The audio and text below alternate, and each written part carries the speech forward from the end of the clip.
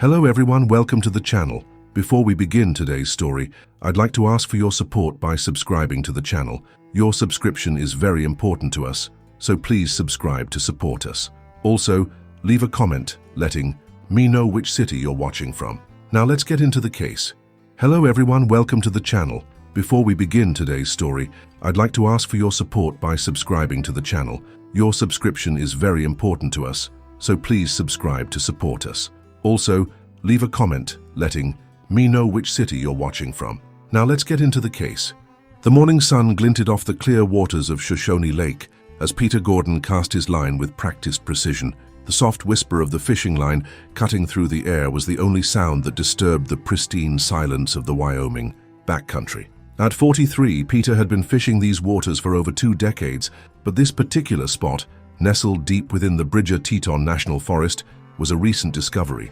His fishing buddy, Mike Callahan, had sworn him to secrecy about it, claiming the cutthroat trout here were both plentiful and massive, a fisherman's paradise that remained largely untouched by the weekend warriors who rarely ventured this far from the established campgrounds. "You're going to wear out that same spot if you keep casting there," Mike called from 20 yards downstream, his voice carrying easily across the water. At 51, Mike was the more experienced outdoorsman of the two, with silver-streaked dark hair and the weathered face of someone who preferred the mountains to office buildings. He had met Peter at a fly fishing club in their hometown of Boulder, Colorado 8 years ago, and they had been taking trips together ever since. Peter smiled but didn't respond immediately, his focus trained on the gentle ripples where his fly had landed. "This is where they're biting," he finally replied, feeling the familiar subtle tug that indicated a fish was investigating his lure. "And I think I've got another one." With practiced patience, Peter gave the line a gentle twitch, setting the hook. The rod bent dramatically as the fish realized it had been caught, thrashing beneath the surface of the crystal-clear water. Peter's heart quickened. This was a big one. He carefully maneuvered the fish, letting it tire itself out while ensuring the line wouldn't snap from the tension. After several minutes of this delicate dance, he guided a magnificent cutthroat trout, nearly 20 inches long, toward the shoreline. "Would you look at that beauty?" Peter said with quiet reverence as he netted the fish. Its speckled sides glistened in the morning sun, the distinctive red slash beneath its jaw vibrant against its otherwise silvery body. "That's the third one over 18 inches today." Mike waded closer, whistling appreciatively. "Told you this spot was worth the extra hike." He glanced at his watch. "It's almost noon. Should we head back to camp for lunch? We've got enough for a feast tonight." Peter carefully released the trout back into the water after removing the hook, watching as it hesitated for a moment before darting away into the depths. Despite his enthusiasm for the sport, he rarely kept what he caught, preferring the challenge of the catch over the meal. But this weekend was different. They had planned a traditional fish fry for their second night in the backcountry, a rare indulgence that both men were looking forward to. "Yeah, let's head back," Peter agreed, securing his fly in the rod's guide and reeling in the remaining line. "I'm starving, and we should check if that food cache is still secure." They had arrived at their campsite late the previous afternoon, following a grueling 6-mile hike from the trailhead. The spot Mike had chosen was perfect, secluded yet accessible, positioned on a small elevated clearing about 200 yards from the lake. They had set up their tents efficiently, with Peter's smaller one-person tent positioned adjacent to Mike's slightly larger 2-person model. Most importantly, they had spent considerable time setting up their food cache, suspending their supplies from a sturdy branch approximately 15 feet off the ground and a good distance from their sleeping area. This wasn't their first backcountry rodeo. Both men knew the importance of proper food storage in bear country. As they trudged back toward camp, following the narrow trail that wound through dense pine and spruce, Peter found himself reflecting on how much he needed this weekend. The past 6 months had been challenging, with his recent divorce from Karen finally becoming official after 2 years of increasingly bitter negotiations.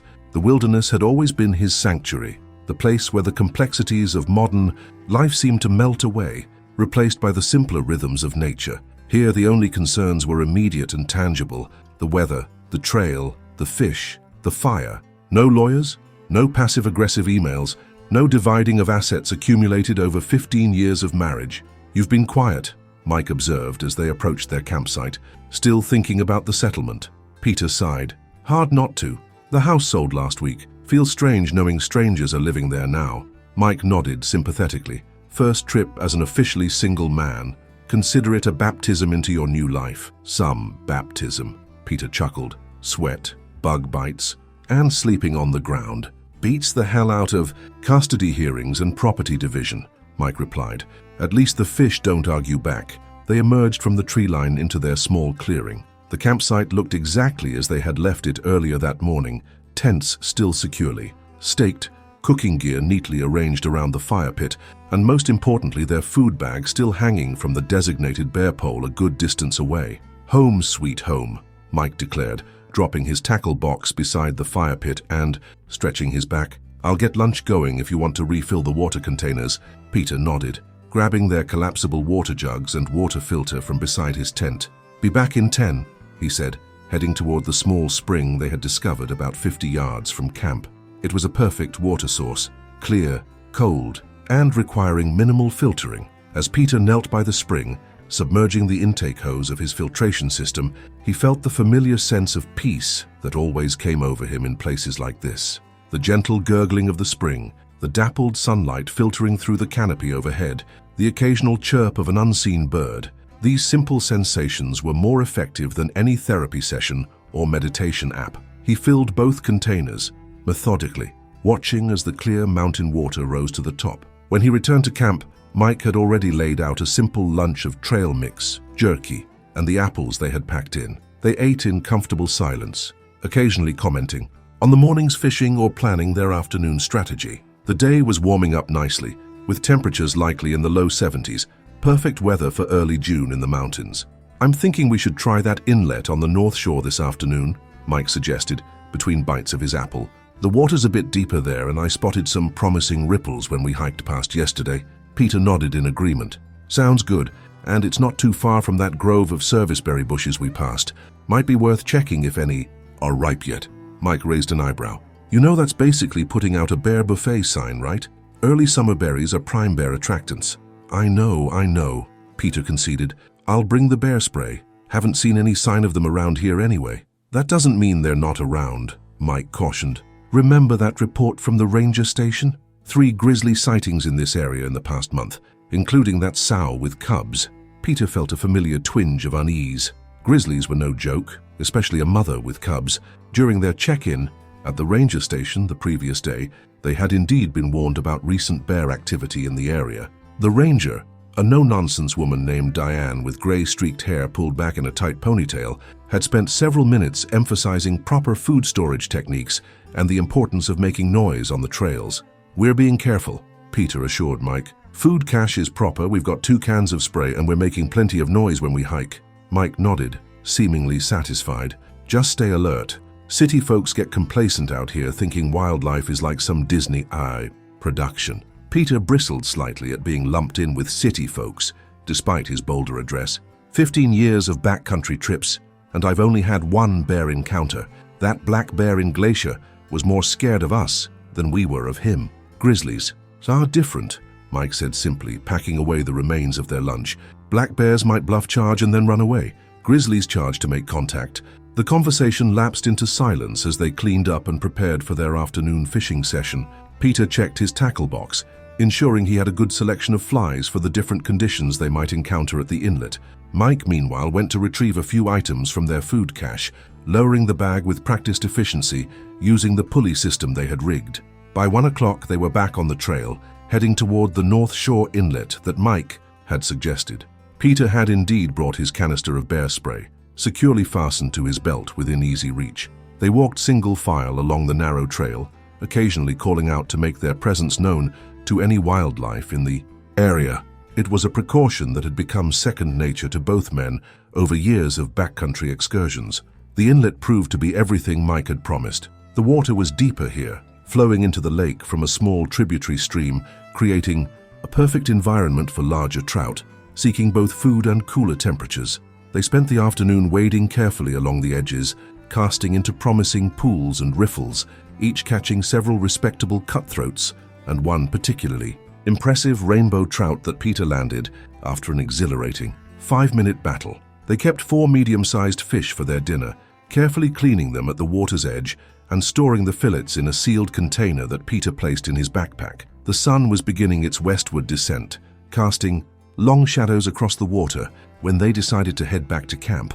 Should have time to gather some firewood and get the coals going before sunset, Mike noted as they packed up their gear.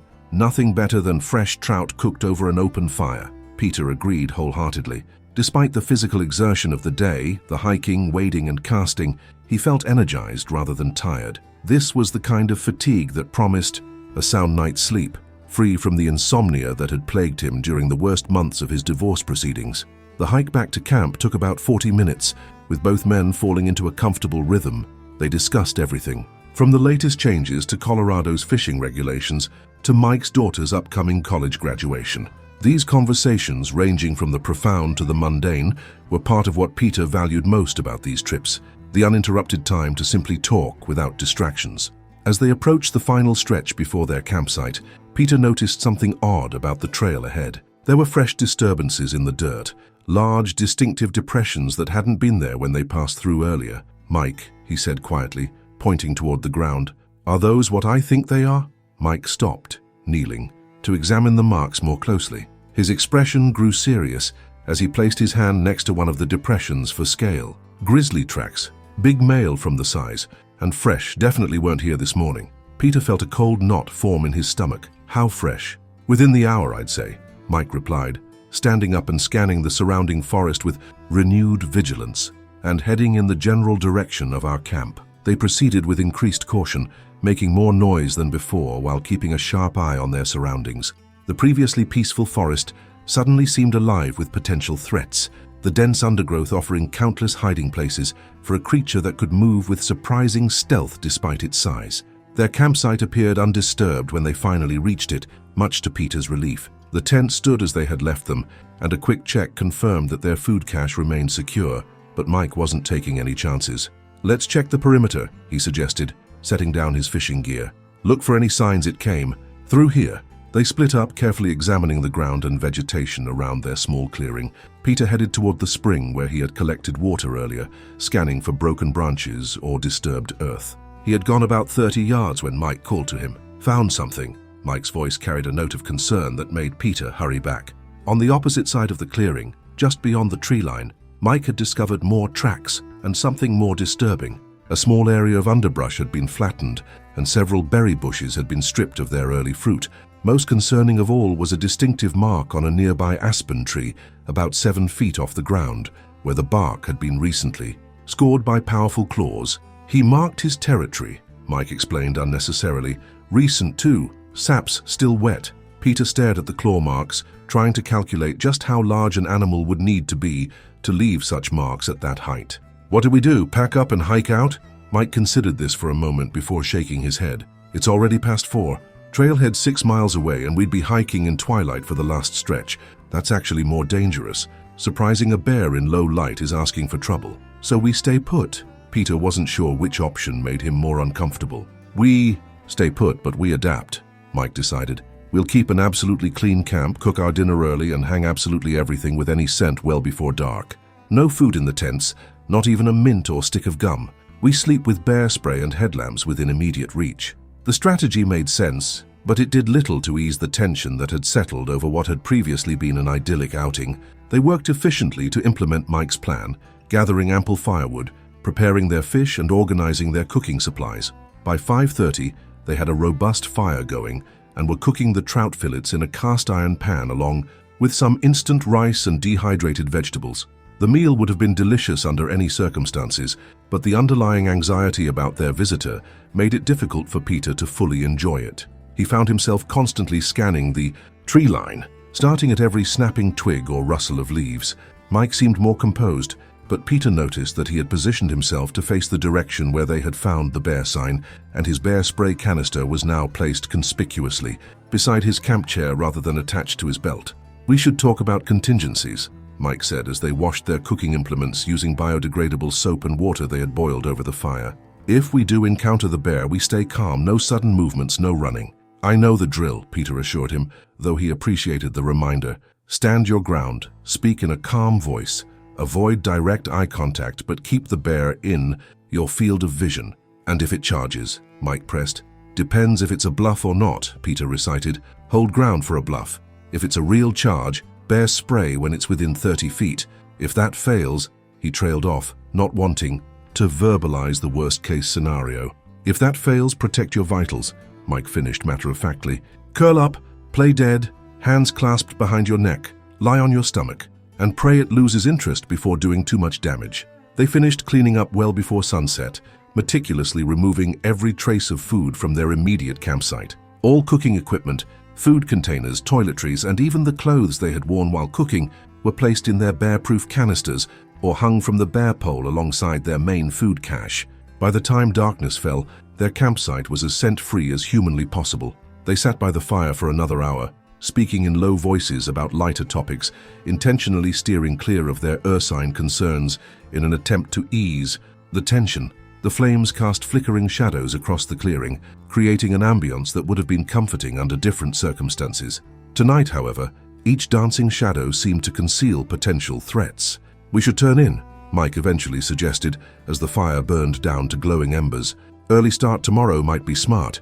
We can reassess whether to cut the trip short based on conditions." Peter nodded in agreement, though the thought of being confined in his small tent, aware of a potentially curious grizzly in the vicinity, was far from appealing. They carefully extinguished the fire, ensuring it was completely out by dousing it with water and stirring the ashes until no heat remained. Inside his tent, Peter arranged his sleeping bag so that he could zip himself in quickly if necessary. His headlamp, bear spray, and a small emergency whistle were placed beside his pillow within immediate reach. He changed into clean clothes that had not been exposed to any food odors, placing his day's attire in a sealed plastic bag that he intended to hang from the bear pole first thing in the morning.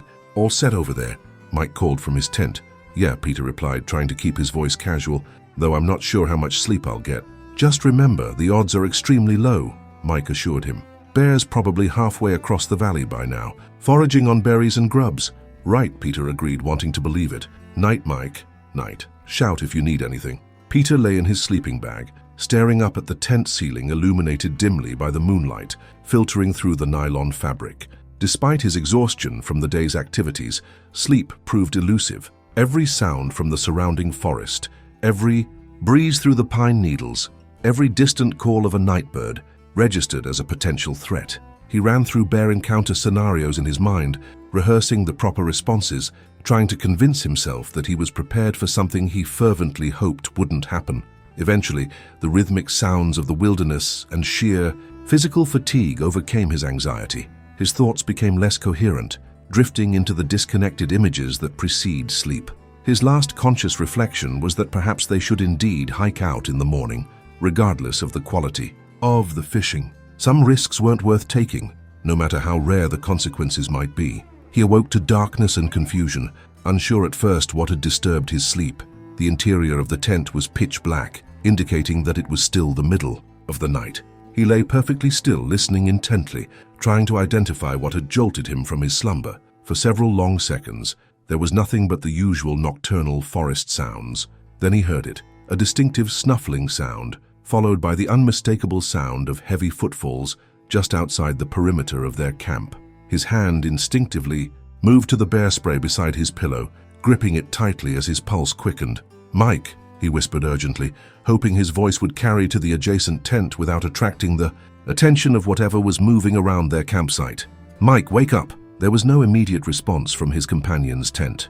Peter debated whether to call out more loudly or remain silent, uncertain which course of action posed the greater risk. Before he could decide, the footfalls grew closer, accompanied now by the sound of investigative sniffing, powerful inhalations that suggested a large animal trying to identify scents of interest.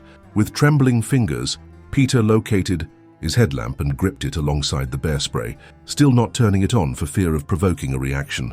The footsteps circled toward the side of the campsite, where they had hung their food cache, exactly as intended in their bear management strategy. For a moment, Peter allowed himself to hope that the animal would be content to investigate the cache, find it inaccessible, and move on without approaching the tents. A sudden loud snort, much closer than before, shattered this hope. It sounded as though the creature had changed direction and was now moving directly toward the tents. Peter's breath caught in his throat as he heard Mike finally stirring in the adjacent tent. "Peter," Mike's voice came in a hushed whisper. "You awake?" "Yes," Peter whispered back, his mouth dry with fear. I think it's right outside, moving between us and the cache. Stay put, Mike instructed, his voice remarkably steady. No sudden movements or loud noises. Let me see if I can... His words were cut short by a massive shadow falling across Peter's tent, visible even in the darkness as the creature moved between the tent and the ambient moonlight. Peter froze, scarcely daring to breathe as the enormous silhouette paused just feet from where he lay, protected by nothing more substantial than a thin layer of nylon. What happened next seemed to unfold in both slow motion and chaotic speed. The bear, for Peter had no doubt now about what was investigating their campsite, made a curious huffing sound, and then, without warning, pressed against the side of Peter's tent. The lightweight structure gave way immediately under the pressure, collapsing partially inward and bringing the fabric into direct contact with Peter's sleeping bag. Instinct overcame training in that moment of pure terror. Peter let out an involuntary shout of alarm, simultaneously activating his headlamp, which illuminated the tent interior with blinding brightness. Through the collapsed wall of the tent, he could make out the massive form of the grizzly, its attention now fully fixed on the source of both the noise and sudden light. "Hey bear, back off!" Mike's voice boomed from outside, accompanied by the sound of aggressive clanging, likely his cooking pot being struck with a utensil to create a deterrent noise. For a breathless moment, the bear hesitated, caught between retreating from the unexpected commotion and investigating the strange shelter that had suddenly come alive with sound and light. Peter could see its silhouette shift as it rose slightly on its hind legs to better assess the situation, bringing its head level with the top of his partially collapsed tent. Then, with a deep guttural growl that Peter felt as much as heard, the grizzly dropped back to all fours and drove its weight against the tent with purposeful force. The remaining structure poles snapped under the impact, fully collapsing the tent around Peter, who was still entangled in his sleeping bag. Panic surged through him as he found himself wrapped in nylon, unable to see clearly and disoriented about which direction was which. His headlamp created a confusing kaleidoscope of light and shadow through the multiple layers of fabric now draped across his face. He could hear Mike shouting continuously now, along with more clanging and the sound of movement around the campsite. With desperate strength, Peter clawed at the material enveloping him, managing to create an opening large enough to see through. What he saw sent a jolt of pure adrenaline through his system. The bear had torn through the opposite side of the collapsed tent and was now pouring through the debris, less than 6 feet from where Peter lay partially trapped. In the erratic light of his headlamp, the animal appeared enormously, monstrously large, at least 700 pounds of muscle, fur, and predatory intent. "Peter, bear spray, use it now!" Mike's voice penetrated the fog of terror clouding Peter's thoughts. The bear spray. His hand still clutched it, though the canister had become slick with his sweat. With shaking fingers, Peter removed the safety clip and pointed the canister toward the advancing bear, which had now detected his movement and was focusing its attention directly on him. In the confined space within the collapsed tent, Peter had no room to retreat.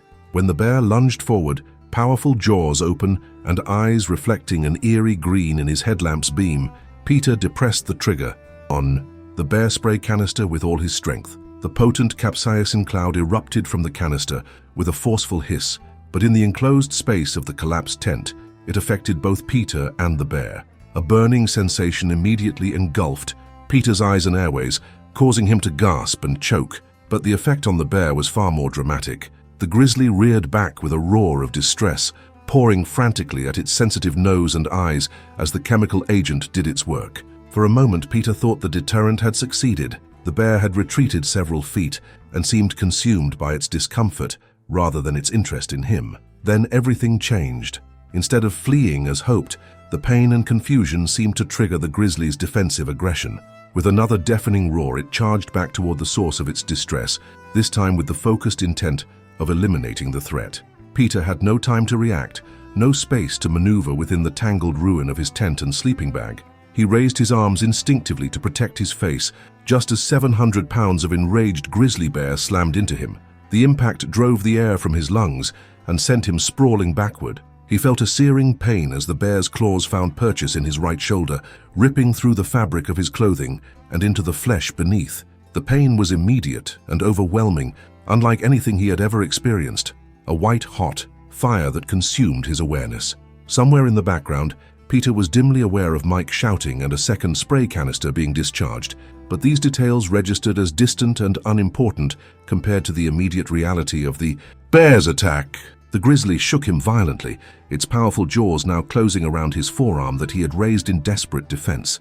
Even through the haze of adrenaline and shock, Peter felt bones giving way under the enormous pressure of the bear's bite. Time lost all meaning during the attack. What might have been seconds felt like hours as the grizzly mauled him, releasing his arm only to clamp down on his shoulder, shaking him like a rag doll. Peter's world narrowed to pain and the overpowering musky scent of the bear, its hot breath, on his face as it growled and snarled inches from his head. Just when Peter was certain he would lose consciousness, or worse, the pressure suddenly released. Through a red haze of pain, he saw the bear rear back, pawing frantically at its face again as a second, more concentrated cloud of bear spray enveloped its head. Mike had managed to approach close enough to deliver a direct spray to the animal's face, putting himself at terrible risk in the process. "Stay down," Mike shouted, continuing to make himself as loud and intimidating as possible while maintaining the spray barrier between himself and the bear. "Don't move, Peter! Play dead!" The survival training kicked in through Peter's pain and shock. He curled into a fetal position, clasping his uninjured hand over the back of his neck, pressing his face into the ground and remaining as still as possible despite the excruciating pain radiating from his shoulder and arm. Through barely open eyes, he could see the grizzly staggering in confusion, caught between its aggressive response and the overwhelming sensory assault of the bear spray. For several heart-stopping moments, the bear paced back and forth, occasionally lunging toward them but retreating when Mike discharged another burst of spray. Finally, with a frustrated woofing sound, the grizzly turned and lumbered away from the campsite, breaking through the underbrush with noisy determination. Even after the sounds of its departure faded, Mike maintained his defensive posture. Bear spray at the ready, scanning the darkness beyond their devastated camp. "Peter," Mike called urgently, not taking his eyes off the tree line. "Talk to me. How bad is it?" Peter tried to respond, but found that his voice failed him initially. His entire right side felt as though it was being consumed by fire, and when he attempted to move, the pain intensified to nearly unbearable levels. "Bad," he finally managed, through gritted teeth. "Arm, shoulder, I think it's broken." Mike risked a glance down at Peter, and his expression confirmed the gravity of the injuries. "I need to get help," he said, his voice tight with controlled urgency. "Can you move at all? We need to get to my tent. It's still intact." With Mike's assistance, Peter managed to extricate himself from the ruins of his tent and sleeping bag. The movement was agonizing, drawing involuntary cries of pain that Mike urgently shushed, fearful of attracting the bear back to their location. The damage to Peter's right arm and shoulder was clearly severe. His sleeve was shredded and soaked with blood, and the limb hung at an unnatural angle that suggested multiple fractures. Inside Mike's tent, illuminated by their headlamps, the full extent of Peter's injuries became apparent. The grizzly's teeth and claws had torn deep lacerations across his shoulder and upper arm. His forearm showed the distinctive puncture pattern of a powerful bite, and the unnatural mobility suggested at least one complete fracture. Blood continued to seep from multiple wounds, and the surrounding tissue was already beginning to swell dramatically. "Jesus, Peter," Mike breathed, quickly retrieving the first aid kit from his pack. "We need to stop this bleeding and immobilize that arm. Then I'm hiking out for help. There's no way you can make it 6 miles to the trailhead like this." Despite his wilderness medical training, Mike's hands shook slightly as he worked to clean and dress the worst of the lacerations. Peter fought to remain conscious through the waves of pain, focusing on his breathing as Mike applied pressure, bandages to the deepest wounds. The pain reliever from the first aid kit, merely extra-strength ibuprofen, seemed laughably inadequate for injuries of this magnitude, but Peter swallowed the pills gratefully when Mike offered them. "The satellite phone?" Peter gasped suddenly, remembering the emergency equipment they had debated bringing. "Did you pack it?" Mike's expression fell. "No, we decided against it because of the weight, remember? Said the PLB was enough." The personal locator beacon had been their compromise, a lightweight emergency device that could transmit their coordinates to search and rescue services, but without the two-way communication capabilities of a satellite phone. Mike retrieved it now from his pack, activating it with a grim expression. "This will alert them that we have an emergency, but they won't know what kind or how serious until help arrives," he explained. "And even with our coordinates, it'll take time for a rescue team to reach us, probably not until first light at the earliest." Peter nodded weakly, understanding the implications. He would need to endure the pain and blood loss for at least 6 to 8 more hours before professional medical help could reach their remote location, and that was assuming everything went smoothly with the rescue operation. "I'm going to hike out as soon as I get you stabilized," Mike continued, working methodically to fashion a makeshift sling and immobilize Peter's injured arm against his torso. "I can make better time alone, and I might get cell service at that ridge about 3 miles toward the trailhead. If I can call directly, I can give them more details about your injuries so they're better prepared when they reach you." The logic was sound, but the thought of being left alone in the damaged campsite with a potentially still prowling grizzly in the vicinity sent a fresh wave of fear through Peter. He tried to focus on practicalities rather than panic. "What about the bear?" he asked, his voice strained. "It's probably long gone by now," Mike assured him, though Peter detected a note of uncertainty in his friend's voice. "The spray worked, it left. Bears typically don't return to a place where they've had a negative experience like that, but just to be safe, he retrieved his bear spray and a powerful flashlight, placing them within easy reach of Peter's uninjured left hand. From his pack, he also produced a small air horn that they sometimes use to signal each other when fishing in densely wooded areas. "If you hear anything suspicious, use the horn first," Mike instructed. "The noise should scare off most wildlife. The spray is your last resort, only if something is actually trying to get into the tent." Peter nodded, trying to project more confidence than he felt. The pain in his arm and shoulder had settled into a deep, throbbing agony that made it difficult to think clearly. He suspected he was in the early stages of shock, a condition that would only worsen as the night progressed. "I'll be as quick as I can," Mike promised, completing his preparations for the night hike. He had donned his headlamp, packed minimal supplies in his day pack, and armed himself with his walking poles and bear spray. "Try to stay awake if you can, but don't fight it if you need to rest. Just keep pressure on any wounds that start bleeding again." With a final concerned look at his injured friend, Mike zipped the tent closed and set off into the darkness. Peter listened to his footsteps fading into the distance, leaving behind a silence that seemed oppressive in its completeness. The pain medications had taken the barest edge off his suffering, but each heartbeat sent fresh waves of agony through his mangled arm and shoulder. To distract himself, Peter tried to focus on the technical aspects of his situation. He mentally inventoried his injuries, assessing which seemed most serious and which might have long-term consequences. The deep lacerations would certainly leave scars, but modern surgical techniques could minimize their appearance. The broken bones would heal eventually, though he might need pins or plates depending on the severity of the fractures. The muscle damage was harder to evaluate. If tendons or major muscle groups had been severely compromised, he might face a lengthy rehabilitation process.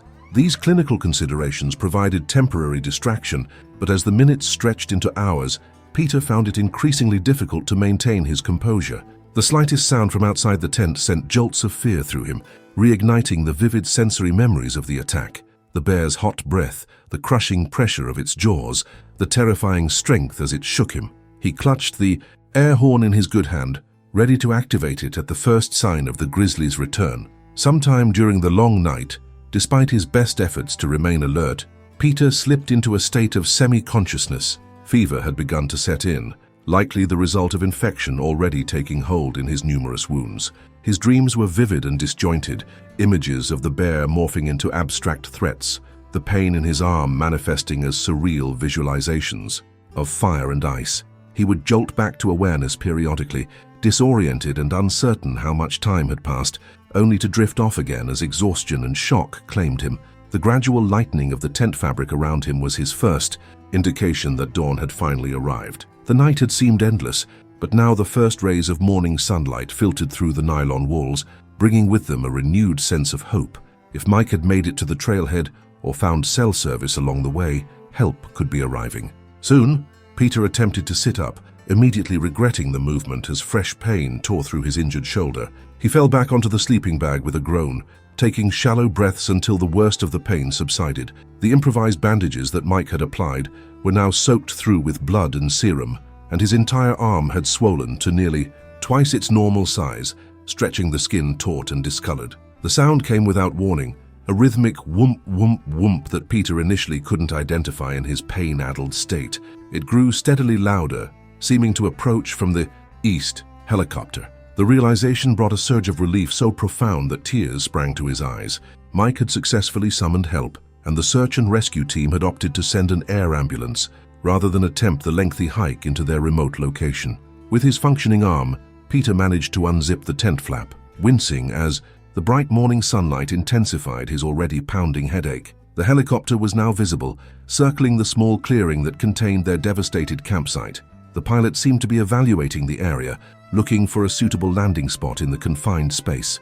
Unable to stand, Peter instead reached for the emergency whistle attached to his pack, bringing it to his lips and blowing a series of 3 short blasts, the universal distress signal.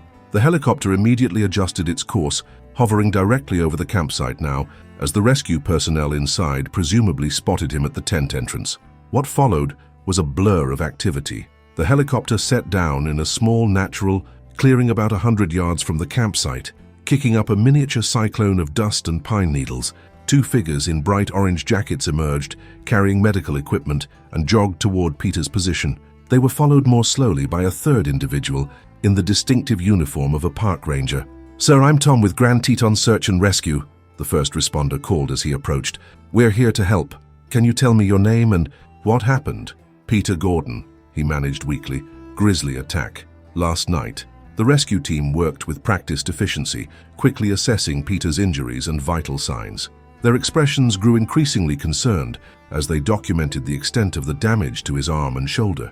"Significant trauma to the right upper extremity," the female paramedic reported into her radio. "Multiple deep lacerations, probable. Compound fracture of the radius and ulna, possible shoulder dislocation, and suspected internal bleeding. Patient is tachycardic and showing signs of early sepsis. Request immediate evacuation to Eastern Idaho Regional Medical Center." They administered intravenous fluids and pain medication that brought blessed relief almost immediately. As they worked to stabilize him for transport, Peter asked about Mike. "Your friend is fine," the ranger assured him, kneeling beside the makeshift stretcher they had transferred Peter onto. "He reached the trailhead around 4 this morning. Hand called in the emergency. He's being driven to the hospital now to meet you there." "The bear?" Peter asked, the medication making his words slightly slurred. "We'll be investigating the incident fully," the ranger replied professionally. "This is the 3rd grizzly-related incident in the area this season, though the first involving direct contact. Can you tell me anything about the bear's appearance or behavior before the attack?" Peter tried to provide details, but found his thoughts becoming increasingly disconnected as the powerful painkillers took effect. The rescue team intervened, informing the ranger that a full incident report would need to wait until Peter was medically stable. The journey to the helicopter passed in a haze of discomfort and medication-induced dissociation. Peter was vaguely aware of being secured into the aircraft, the increased noise as the rotors spun up to full speed, and the sensation of lifting off. Within minutes they were airborne, leaving behind the wilderness that had so nearly claimed his life. During the flight, the paramedics continued their treatment, starting a second IV line and administering antibiotics to combat the infection, already evident in his wounds. They cut away the remainder of his blood-soaked clothing to better assess and temporarily treat his injuries. Each new discovery seemed to generate concerned murmurs and additional notations on their medical forms. "You're going to be okay," the female paramedic assured him, noticing his growing anxiety. "But you're going to need surgery, probably several. These injuries are serious. But you're stable now and we're getting you to one of the best trauma centers in the region."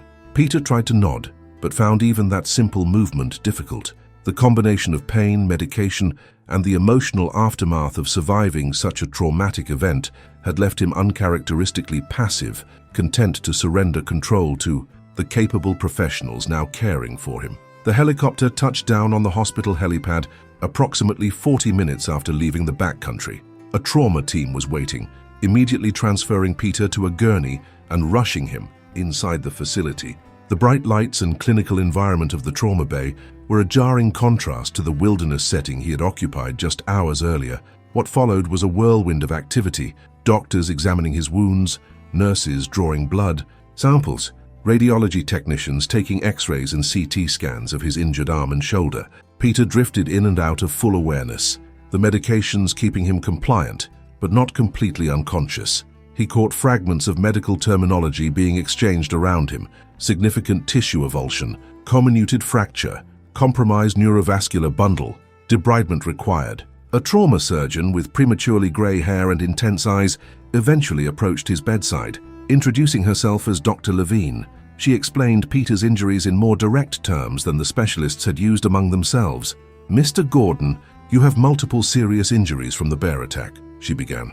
"Your right forearm has several fractures that will require surgical repair with plates and screws. The shoulder joint has been dislocated, and there is significant soft tissue damage, tears to the rotator cuff and damage to the surrounding muscles. Most concerning are the deep puncture wounds, which carry a high risk of infection from the bear's oral bacteria." Peter attempted to process this information through his medication haze.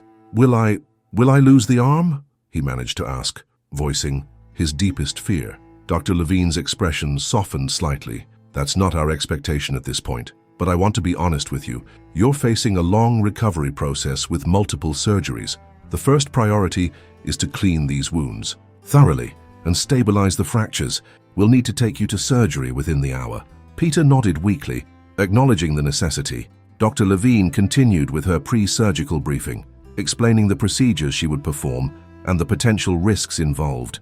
Peter signed the consent forms awkwardly with his left hand, the penmanship barely recognizable as his own. As they prepared to transport him to the operating room, a familiar face appeared at his bedside. Mike looked exhausted, with dark circles under his eyes and the stubbled appearance of someone who hadn't slept or showered in too long. "You made it," Peter said, feeling a wave of gratitude toward his friend. "Told you I'd be quick," Mike replied, with forced lightness, though his expression remained grave. "I've called your sister. She's booking a flight out from Denver now." Peter hadn't even thought about notifying his family. Linda, his older sister, had been his emergency contact since the divorce. She would undoubtedly drop everything to be at his side, a realization that brought both comfort and concern about disrupting her busy life. "Thanks," Peter managed, "for everything. If you hadn't been there with the second spray..."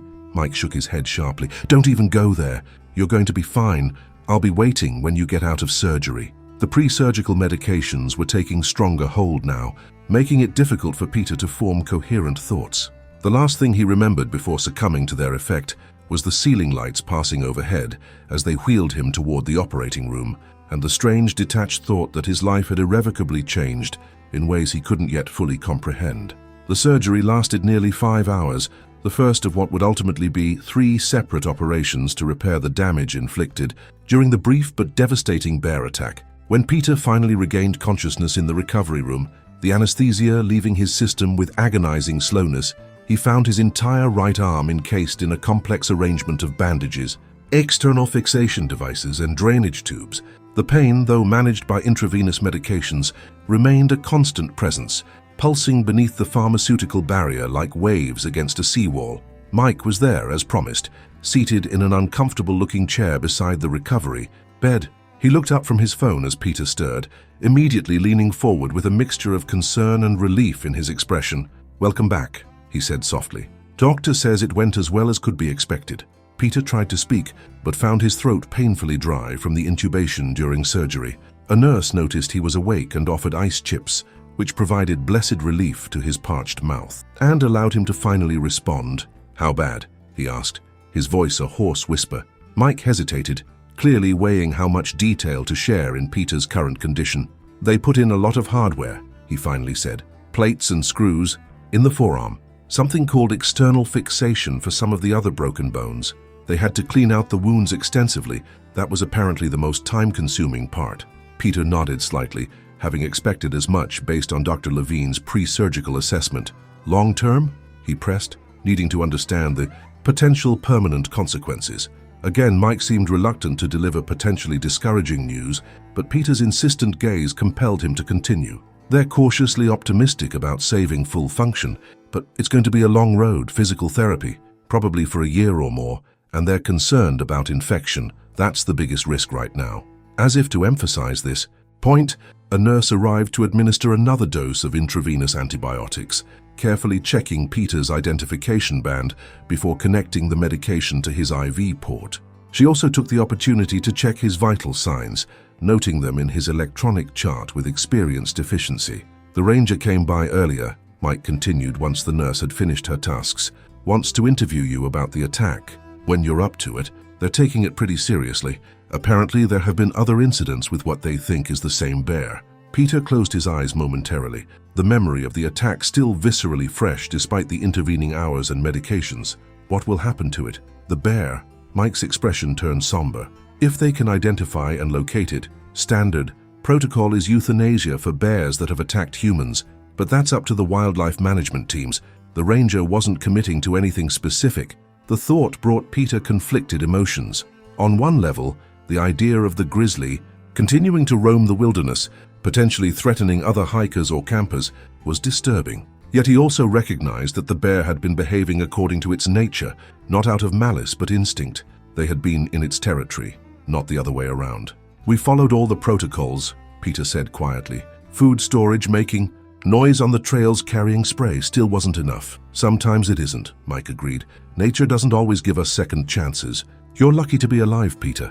The doctor said if those puncture wounds had been half an inch to the left, they would have severed your brachial artery. You would have bled out before I could even call for help." The stark reality of how close he had come to death settled over Peter like a physical weight. He had always understood the risks of backcountry travel intellectually, but now that understanding had been transformed into visceral, personal knowledge, the kind that fundamentally changes one's relationship with wilderness.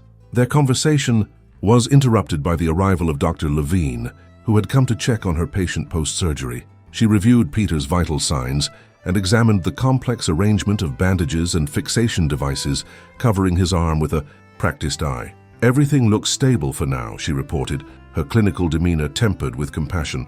"We've got you on broad-spectrum antibiotics to combat potential infection, and the surgical repairs to the bone and soft tissue went as well as could be expected. But I want to prepare you for what comes next." She proceeded to outline the recovery process in more detail than had been possible before the surgery. Peter would require at least 2 more operations, one to remove the external fixation devices and assess healing once the initial swelling subsided, and another reconstructive procedure to address the substantial damage to his shoulder joint. Between and after these surgeries would be months of physical therapy, gradually increasing in intensity as the healing progressed. "Best case scenario, you're looking at about 80 to 90% return of function," Dr. Levine concluded. "But that's assuming everything goes perfectly. No infections, no complications with the hardware, and full compliance with the rehabilitation program." "And worst case?" Peter asked, needing to understand the full spectrum of possibilities. The surgeon's expression remained professionally neutral. "Worst case includes persistent infections, requiring additional surgeries, chronic pain, significantly limited range of motion, and permanent nerve damage affecting sensation and fine motor control." Peter absorbed this sobering assessment in silence. The contrast between where he had been just 24 hours earlier, confidently casting his line into pristine waters, feeling fully alive and capable, and his current state of dependence and uncertainty was almost too vast to comprehend. "When can I go home?" he asked, already dreading the answer. "You'll be here at least a week," Dr. Levine replied, "possibly longer if there are any complications. After discharge, you'll need significant assistance with daily activities for several weeks. Do you have someone who can help with that?" The question highlighted yet another consequence of the attack that Peter hadn't yet considered. His post-divorce life in Boulder was largely solitary. His sister Linda lived across town, but had her own family and career to manage. Friends like Mike would help where they could, but the level of daily assistance he would require went far beyond occasional favors. Before he could formulate a response, a new voice joined the conversation from the doorway. "I'll be helping." "Him?" Linda Gordon announced, stepping into the recovery room with the determined expression that Peter recognized from childhood, the one that brooked no argument. Despite her diminutive stature and the evident fatigue of rushed travel, she projected complete certainty about her role in the situation. Dr. Levine nodded, seemingly satisfied with this development. "Your family?" "His sister," Linda confirmed, moving to Peter's bedside and carefully taking his uninjured hand. "And apparently the only one with enough sense to keep him from getting himself killed in the wilderness." Despite the circumstances, Peter felt a small smile tugging at his lips. His sister's particular blend of fierce protectiveness and acerbic commentary was exactly what he needed, a touchstone of normality in a situation that had spiraled far beyond the ordinary. The next several days passed in a blur of medical procedures, pain management adjustments, and gradually increasing awareness of the long-term implications of his injuries. The second surgery, performed 3 days after the initial emergency operation, focused on further debridement of the wounds and adjustment of the external fixation devices. The medical team remained vigilantly attentive to signs of infection, adjusting his antibiotic regimen based on culture results from the wounds. Throughout this time, Peter received a steady stream of visitors. Mike remained a constant presence during hospital visiting hours, often bringing updates about their salvaged camping equipment and handling the practical matters that Peter couldn't address from his hospital bed. Several colleagues from Peter's engineering firm stopped by, bringing awkwardly cheerful get-well cards signed by the entire office. His ex-wife Karen even called, her voice containing genuine concern beneath the lingering tension of their difficult separation. 5 days after the attack, when Peter had improved enough to sit up comfortably and maintain focus for extended periods, Ranger Diane Bishop arrived to take his official statement about the incident. She was the same ranger who had warned them about bear activity during their check-in at the station before the trip, a connection that wasn't lost on either of them as she set up her recording device and spread forms across the hospital room's small table. "I need you to walk me through everything that happened," she explained, her tone professional but not unkind. "Every detail you can remember, starting from when you first noticed signs of bear activity in the area." Peter recounted the events as clearly as he could, from the discovery of the tracks on the trail to the horrifying moments of the attack itself. Ranger Bishop listened, attentively, occasionally asking clarifying questions, but mostly allowing him to narrate the experience without interruption. She seemed particularly interested in the bear's behavior, whether it had shown signs of habituation to humans, if it had appeared to be protecting a food source or cubs, and how it had responded to the deterrent spray. "Based on your description and the reports from other recent sightings, we believe this was a male grizzly, approximately 7 to 8 years old, that has been ranging widely throughout the northern section of the park this season," she explained after completing her formal documentation. "There have been 2 other encounters reported, though yours is the only one that escalated to physical contact." "What happens now?" Peter asked, echoing his earlier question to Mike. "Will they try to relocate it?" Ranger Bishop's expression turned regretful. "That's a decision for the wildlife management team, but I'll be honest with you. When a bear inflicts injuries, this severe euthanasia is the most likely outcome if they can identify and locate the specific animal. Bears that have attacked humans have demonstrated a behavioral pattern that's likely to recur." "It was just being a bear," Peter said quietly. "We were in its territory." "I understand that sentiment," the ranger acknowledged. "Many victims of wildlife attacks feel the same way, but our responsibility is to manage the wilderness for safety as well as conservation. That bear that has learned humans can be a source of food, even indirectly by association with campsites, presents an ongoing danger to every visitor in that area." After she had departed with her completed report, Peter found himself dwelling on the conversation. The guilt he felt about potentially being responsible for the bear's destruction was complicated by the very real trauma and life-altering injuries he had sustained. There were no simple emotional responses available to him, only a complex tangle of fear, regret, respect, and a dawning recognition of his own vulnerability in the face of wild nature. 10 days after the attack, Peter was finally discharged from the hospital. His arm remained encased in a complex arrangement of bandages and stabilizing devices, and a regimen of oral antibiotics had replaced the intravenous medications. Dr. Levine had scheduled his 3rd surgery, the one to address the shoulder reconstruction, for 3 weeks later, allowing time for the initial wounds to heal further before undertaking the more complex repair. Linda had temporarily moved into Peter's condo in Boulder, converting his office into a makeshift bedroom for herself. She had taken a 3-week leave of absence from her position as a high school principal, arranging for the assistant principal to cover her responsibilities during her brother's most acute recovery period. Her husband James and teenage son Matt had helped prepare the space for Peter's return, installing grab bars in the bathroom and rearranging furniture to accommodate his limited mobility. The homecoming was both a relief and a stark reminder of how drastically his life had changed. Simple activities that Peter had previously performed without thought, showering, dressing, preparing food, now required assistance or elaborate adaptations. The pain medications made him foggy and irritable, while the antibiotics upset his stomach. Sleep proved elusive, disrupted by both physical discomfort and vivid nightmares in which the bear returned, its hot breath on his face as its weight pressed him into the ground. 2 weeks after returning home, Peter attended his first session with Dr. Anita Mehta, a trauma psychologist that Dr. Levine had recommended. In the bland comfort of her office, With its carefully neutral decor and strategically positioned tissues, Peter found himself describing the attack with a detachment that surprised him, as though he were recounting something that had happened to someone else rather than an experience that had nearly cost him his life. That dissociation is actually very common, Dr. Mehta assured him when he mentioned this feeling. It's one of the ways our minds protect us from overwhelming trauma, but it's important that we gradually work through those emotions rather than keeping them at a distance indefinitely. I'm not sure what I'm supposed to feel, Peter admitted. Everyone seems to expect me to be traumatized or angry or something more dramatic than I am.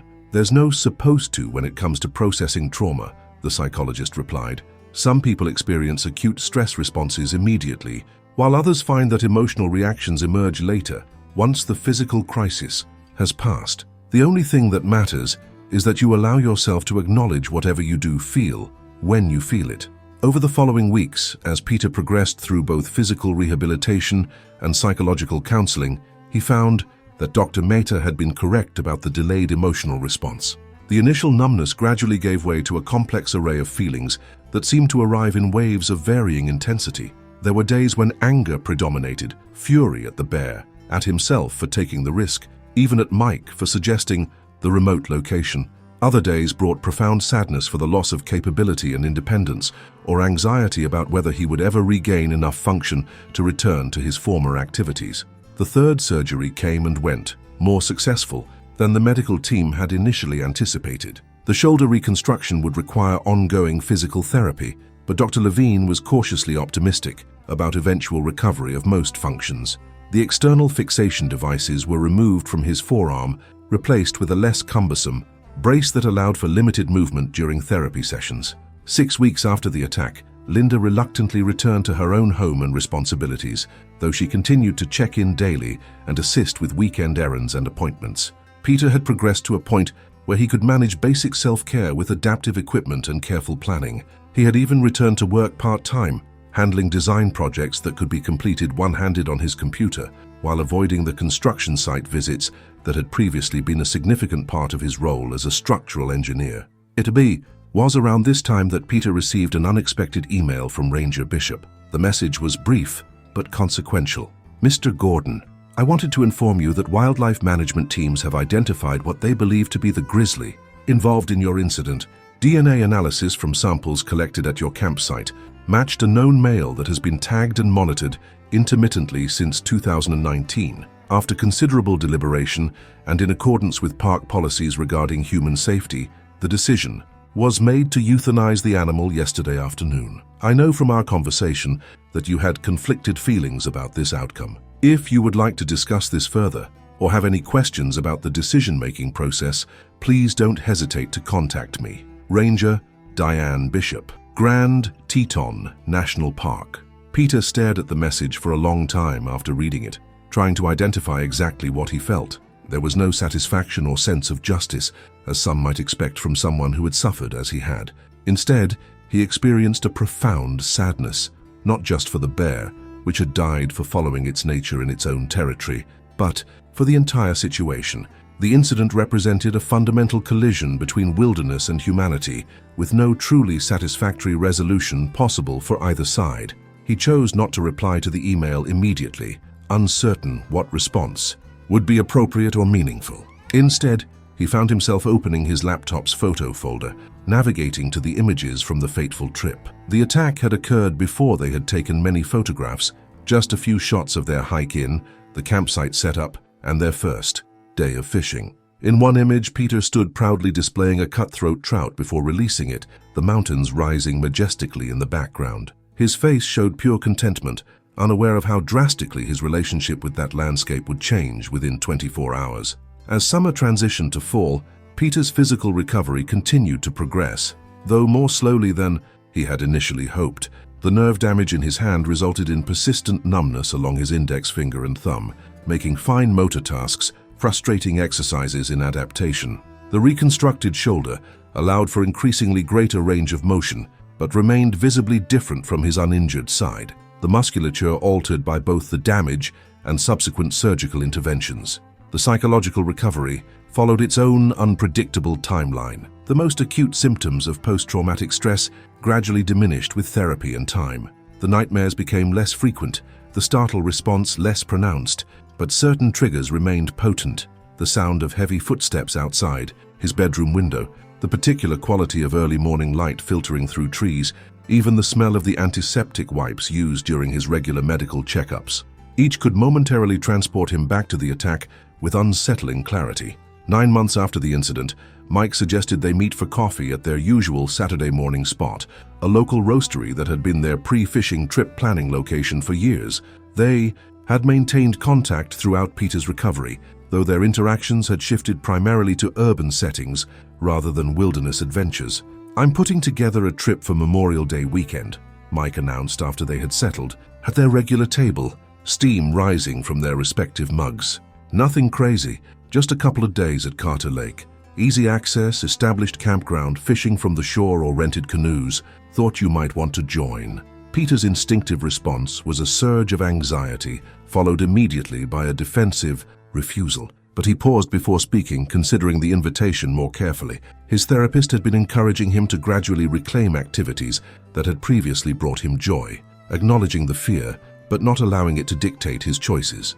A controlled expedition to a developed recreation area represented a reasonable step in that direction. "Maybe," he said finally, surprising himself with the concession.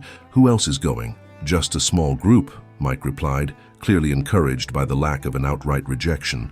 "Brian from the fly fishing club, my brother-in-law Tom, and maybe Chris if he can get the time off.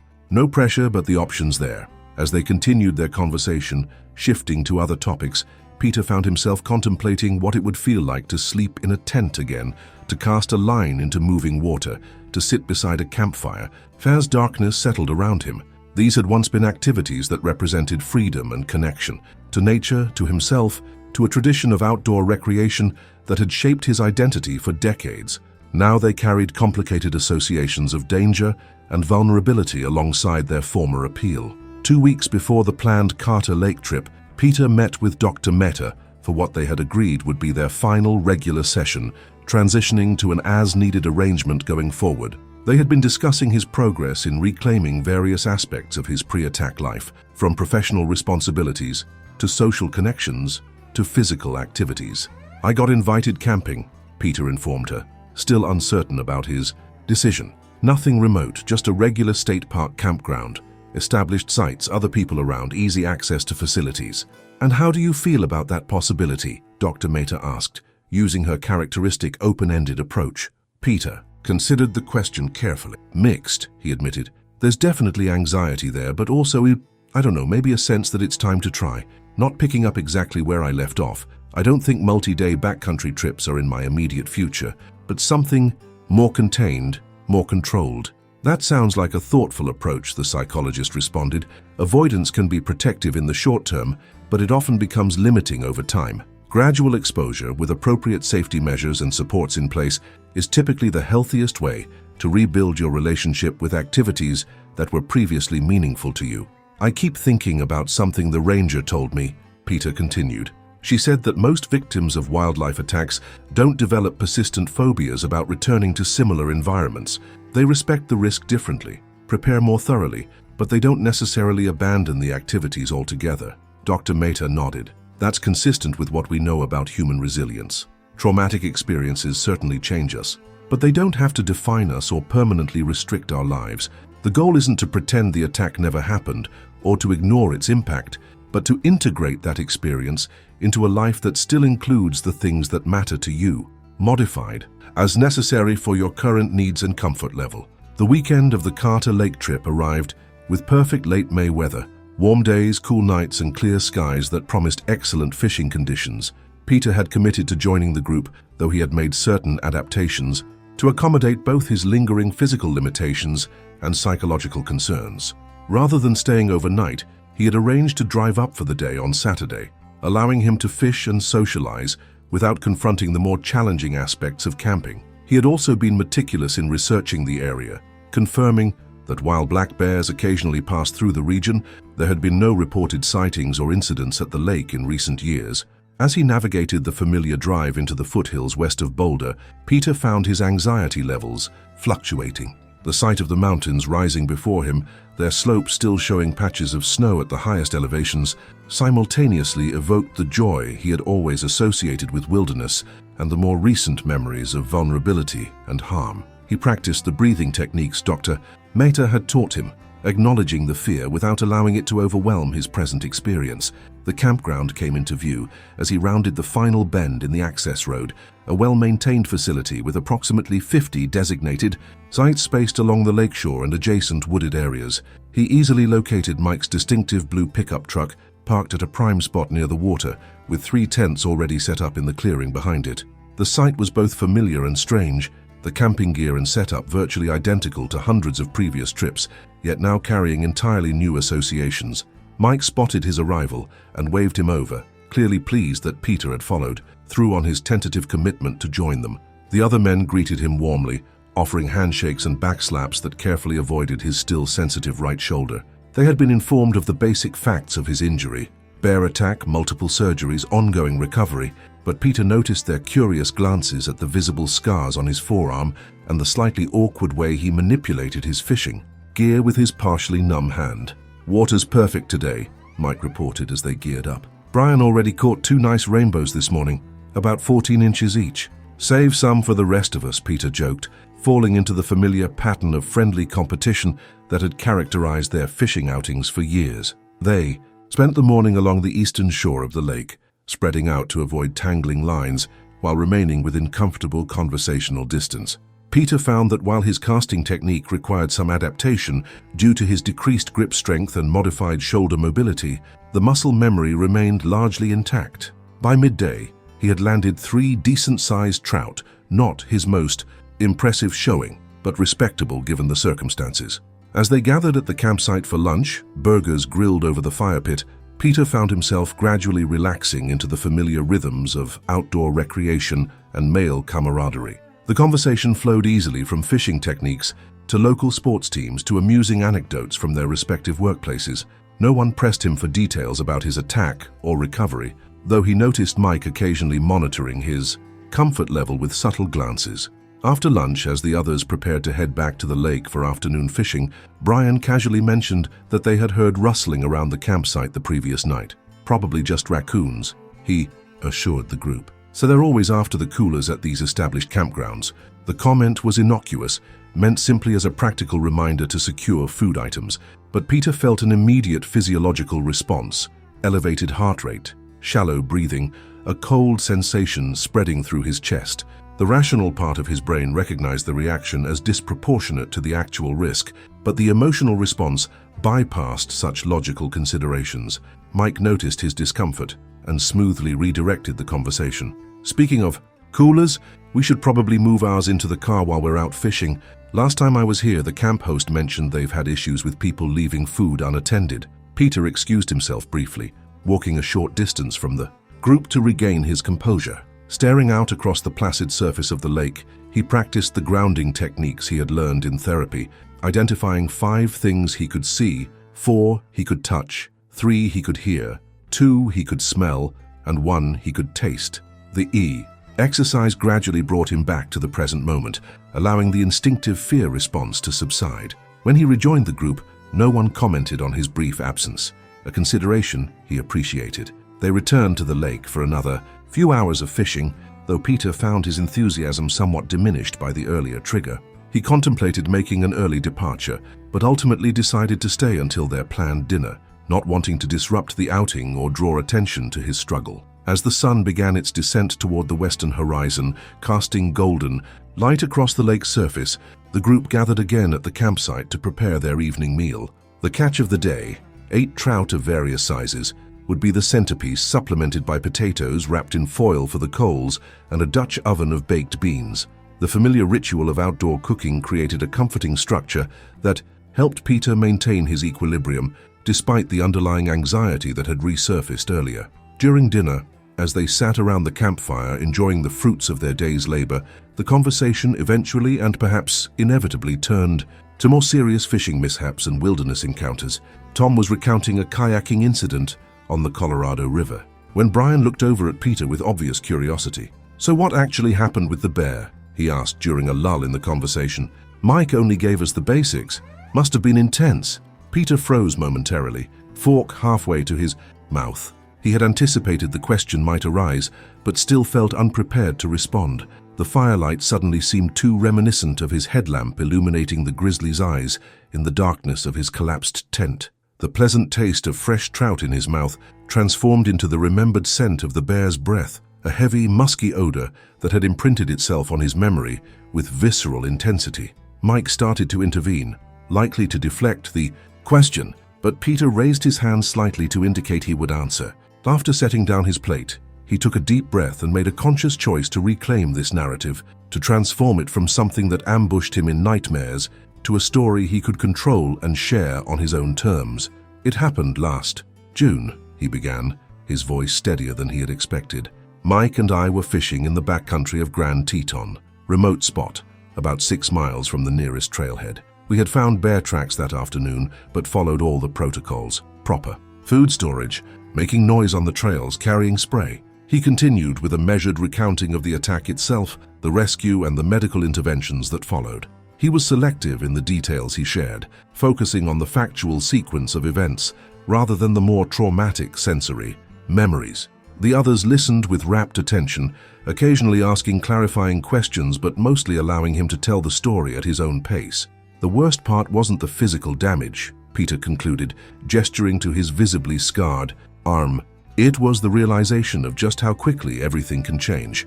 1 minute you're in your tent, feeling relatively secure, and the next you're completely at the mercy of something that can tear through your protections like they're made of paper. A contemplative silence fell over the group as the implications of this vulnerability settled around them. The fire crackled in the gathering darkness, sending occasional sparks floating upward into the night sky. Makes you think differently about being out here, Brian finally commented. Not that I'm going to stop, but it changes the calculation. Peter nodded. That's exactly it. I'm still figuring out what my new relationship with all this looks like. He gestured broadly at the surrounding landscape. I don't want fear to keep me from the places and activities I've always loved. But I also can't pretend I don't understand the risks differently now. You're here today, Mike observed. That's a start. It is, Peter agreed, feeling a subtle but significant shift in his perspective. A small victory in the ongoing process of reclaiming his connection to wilderness on new terms. And I'm glad I came. As the conversation gradually moved to lighter topics, Peter found himself more present than he had been all day, more genuinely engaged, rather than simply going through the motions. The burden of his experience felt marginally lighter for having been shared, the isolation of trauma slightly diminished by the simple act of bearing witness to his story. When it came time for him to depart as planned while the others prepared for their second night of camping, the goodbyes were warm and accompanied by sincere invitations to join future outings. Peter promised to consider the next trip they organized, leaving open the possibility that it might include an overnight stay rather than just a day visit.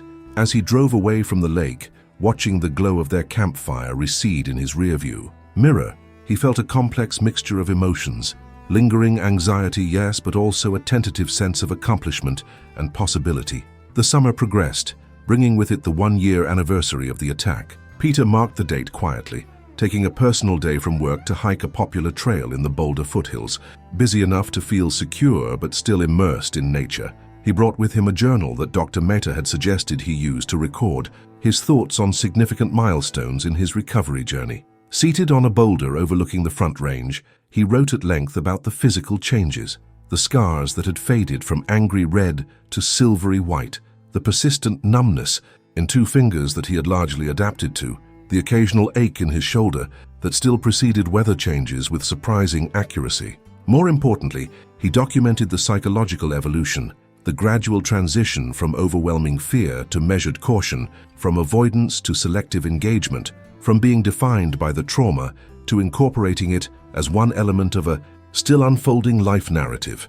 Near the end of his entry, Peter wrote a paragraph that surprised him with its clarity and certainty. I will never again be the person who entered those woods last June, blissfully confident in the illusion of human mastery over wilderness.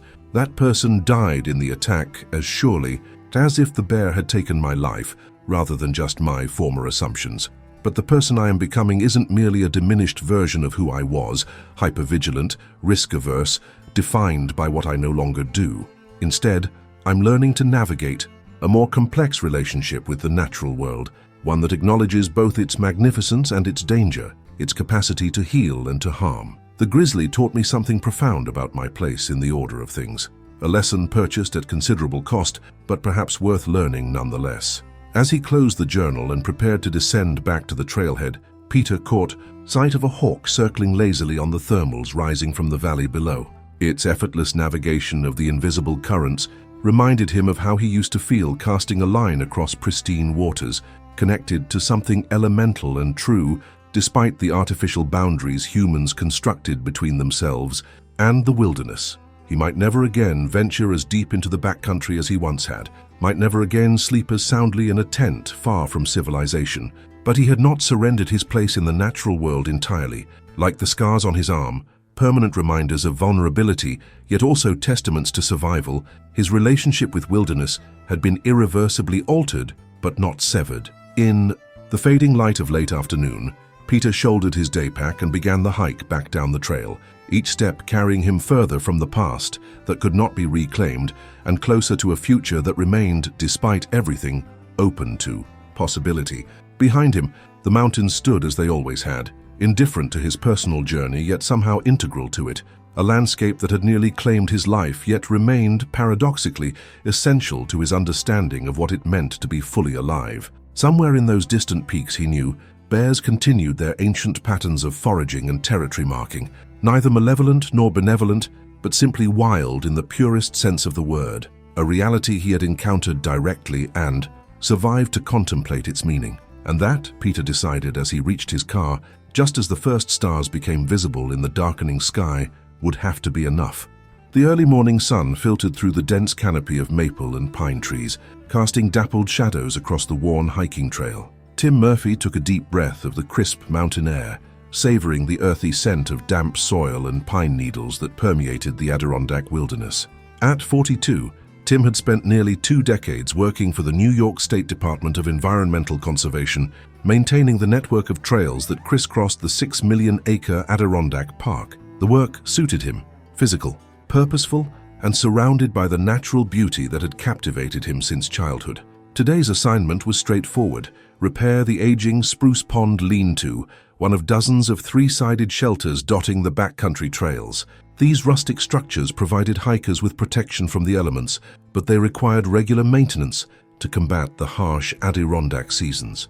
After a particularly brutal winter with record snowfall, many shelters had sustained damage from the weight of snow or falling branches. Tim adjusted his tool belt and checked his watch. 6:30 a.m. He'd parked his truck at the Hammond Pond Wild Forest trailhead an hour earlier, hiking the 3 miles to the shelter site with his repair, supplies strapped to his back. He preferred starting early, especially in late April when the trails were still relatively quiet. Tourist season wouldn't begin in earnest for another month, giving the maintenance crews a chance to complete essential repairs before the summer influx. The Spruce Pond lean-to came into view as Tim rounded a bend in the trail. The simple wooden structure sat on a small rise overlooking the pond, its weathered logs blending harmoniously with the surrounding forest. From his initial assessment, Tim could see several damaged roof boards and a section of the back wall that needed reinforcement. He set down his pack and tools near the fire ring in front of the shelter, methodically organizing what he would need for the day's work. "Not too bad," he muttered to himself, running a calloused hand along the splintered edge of a roof board. The damage was consistent with normal wear and tear, nothing that couldn't be fixed in a day's work. According to the work order, his colleague Dave Patterson would be joining him later with additional supplies, but Tim decided to get started. On the roof, repairs immediately. The morning passed quickly as Tim removed the damaged boards, his movements efficient from years of practice. The solitude suited him, broken only by the occasional calls of birds and the gentle lapping of water against the shoreline. By midday, he had replaced 3 roof boards and was assessing the back wall when he first sensed something wasn't right. It began with silence, the abrupt cessation of birdsong that typically indicated the presence of a predator. Tim paused, his hammer suspended mid-swing, and listened intently. The hair on the back of his neck prickled with a primal warning signal that experienced outdoorsmen learn never to ignore. Slowly, he lowered his tool and turned toward the forest edge, scanning the underbrush for movement. At first, he saw nothing unusual, just the familiar landscape of trees and shrubs. Then, a subtle rustling caught his attention, coming from beneath. the shelter itself. Tim frowned. The lean-tos were built on slightly elevated platforms, typically with just enough space underneath for small animals to seek temporary refuge. Raccoons, porcupines, and occasionally foxes had been known to den beneath shelters, but the sound he heard suggested something larger.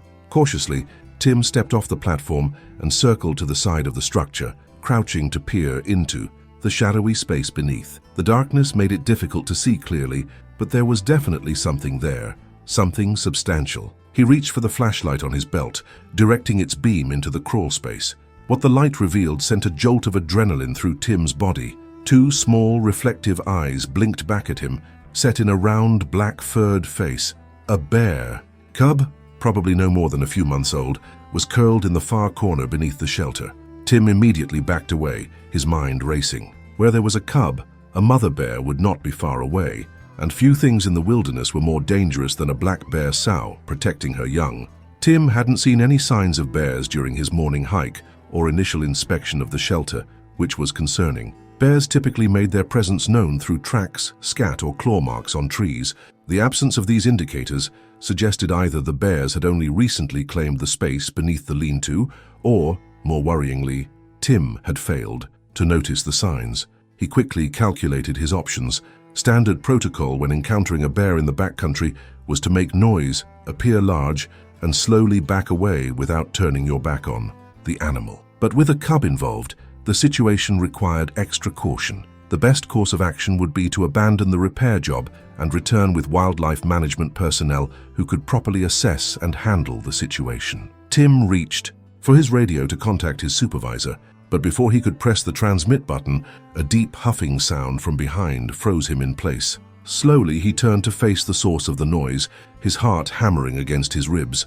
There, at the edge of the clearing, stood a female black bear. She was average size for an Adirondack black bear, probably around 200 pounds, with a glossy black coat and a distinctive tan muzzle.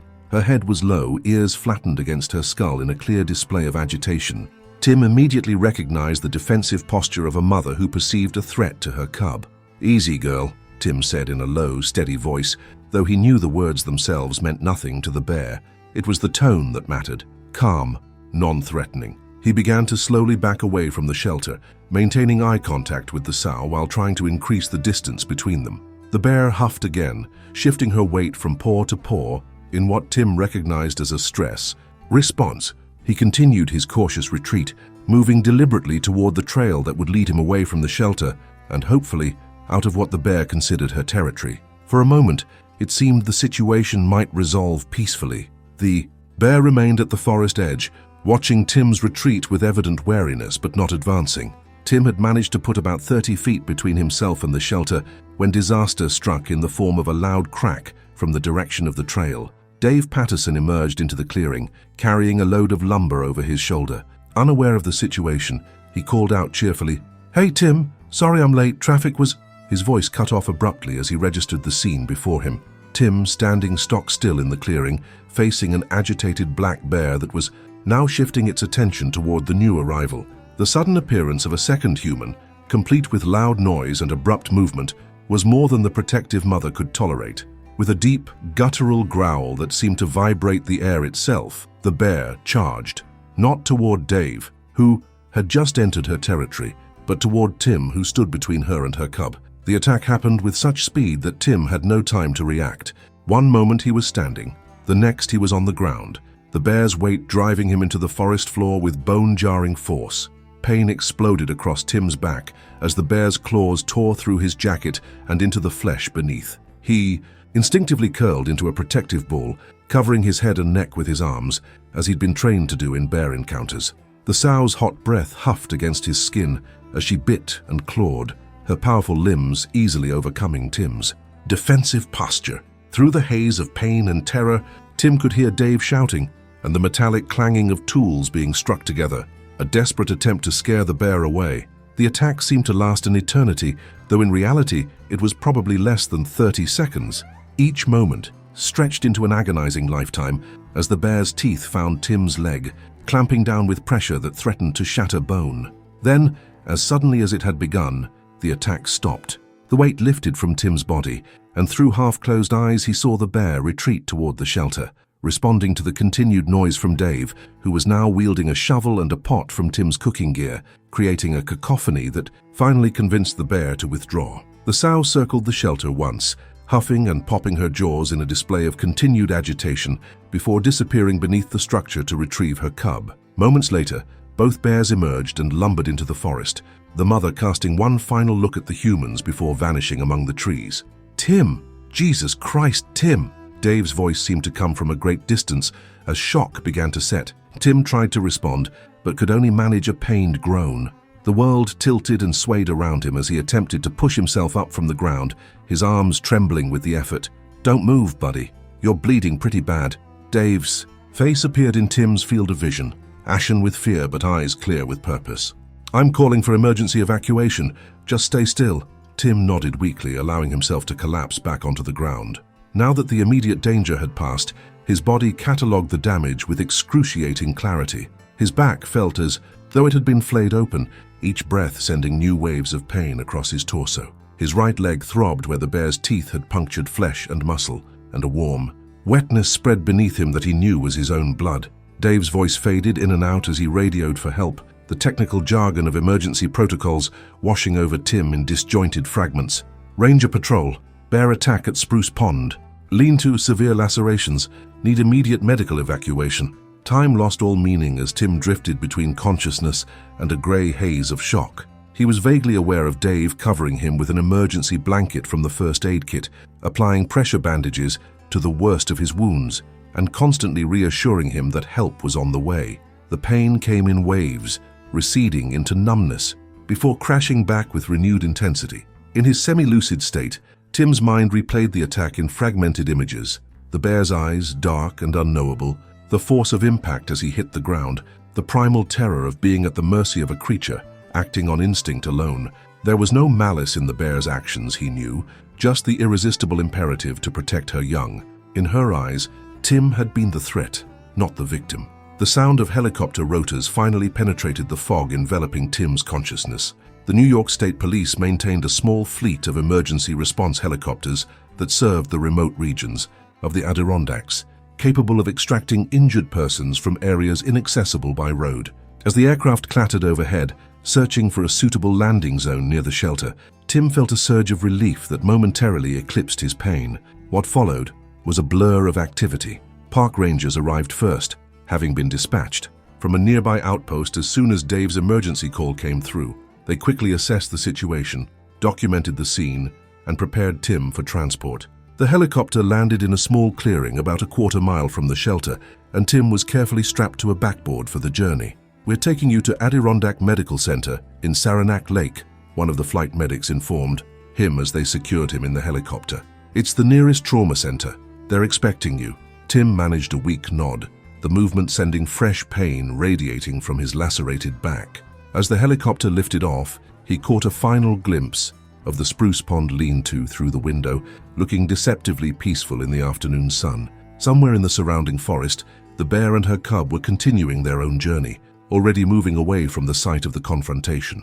The 40-minute flight to Saranac Lake passed in a haze of pain medication and the steady vibration of the helicopter.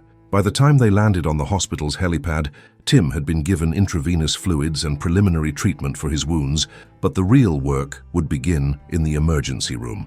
A team of medical professionals waited as Tim was unloaded from the helicopter, their expressions grave as they took in the extent of his injuries. In the harsh fluorescent lighting of the trauma bay, the damage inflicted by the bear became starkly apparent. Deep lacerations across his back and shoulders, puncture wounds on his right thigh where the bear's teeth had clamped down, and numerous smaller cuts and abrasions from being thrown to the ground. "Mr. Murphy, I'm Dr. Reeves," a woman in surgical scrubs introduced herself, leaning into Tim's field of vision. "You've sustained significant injuries from the bear attack. We need to take you to surgery to clean and repair these wounds. Do you understand?" Tim managed a weak yes through lips that felt strangely numb.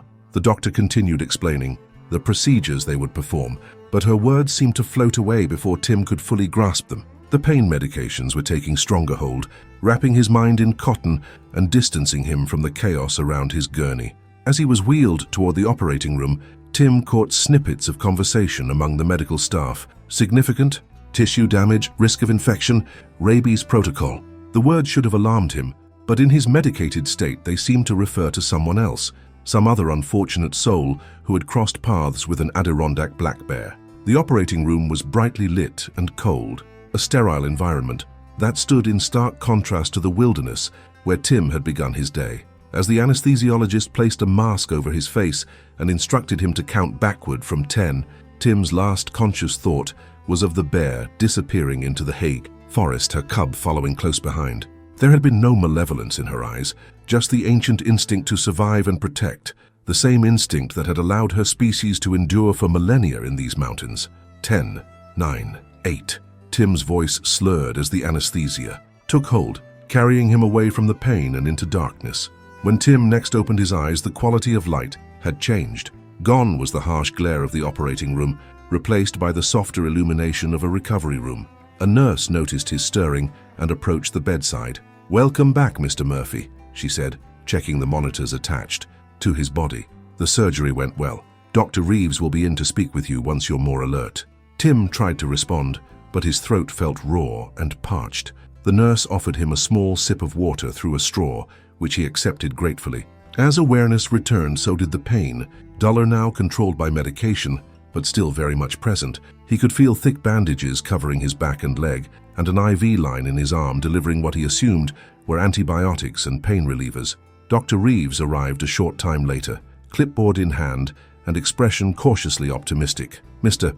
Murphy, how are you feeling?" "Like I lost an argument with a bear," Tim replied, his voice raspy but functional. The doctor smiled slightly at his attempt at humor. "Well, that's an accurate assessment. You've sustained some serious injuries, but you're actually quite fortunate. The lacerations on your back required over 100 stitches, and we had to repair some damaged muscle tissue in your thigh, but there was no major arterial damage or bone fractures." Tim absorbed this information slowly, his mind still foggy from the anesthesia.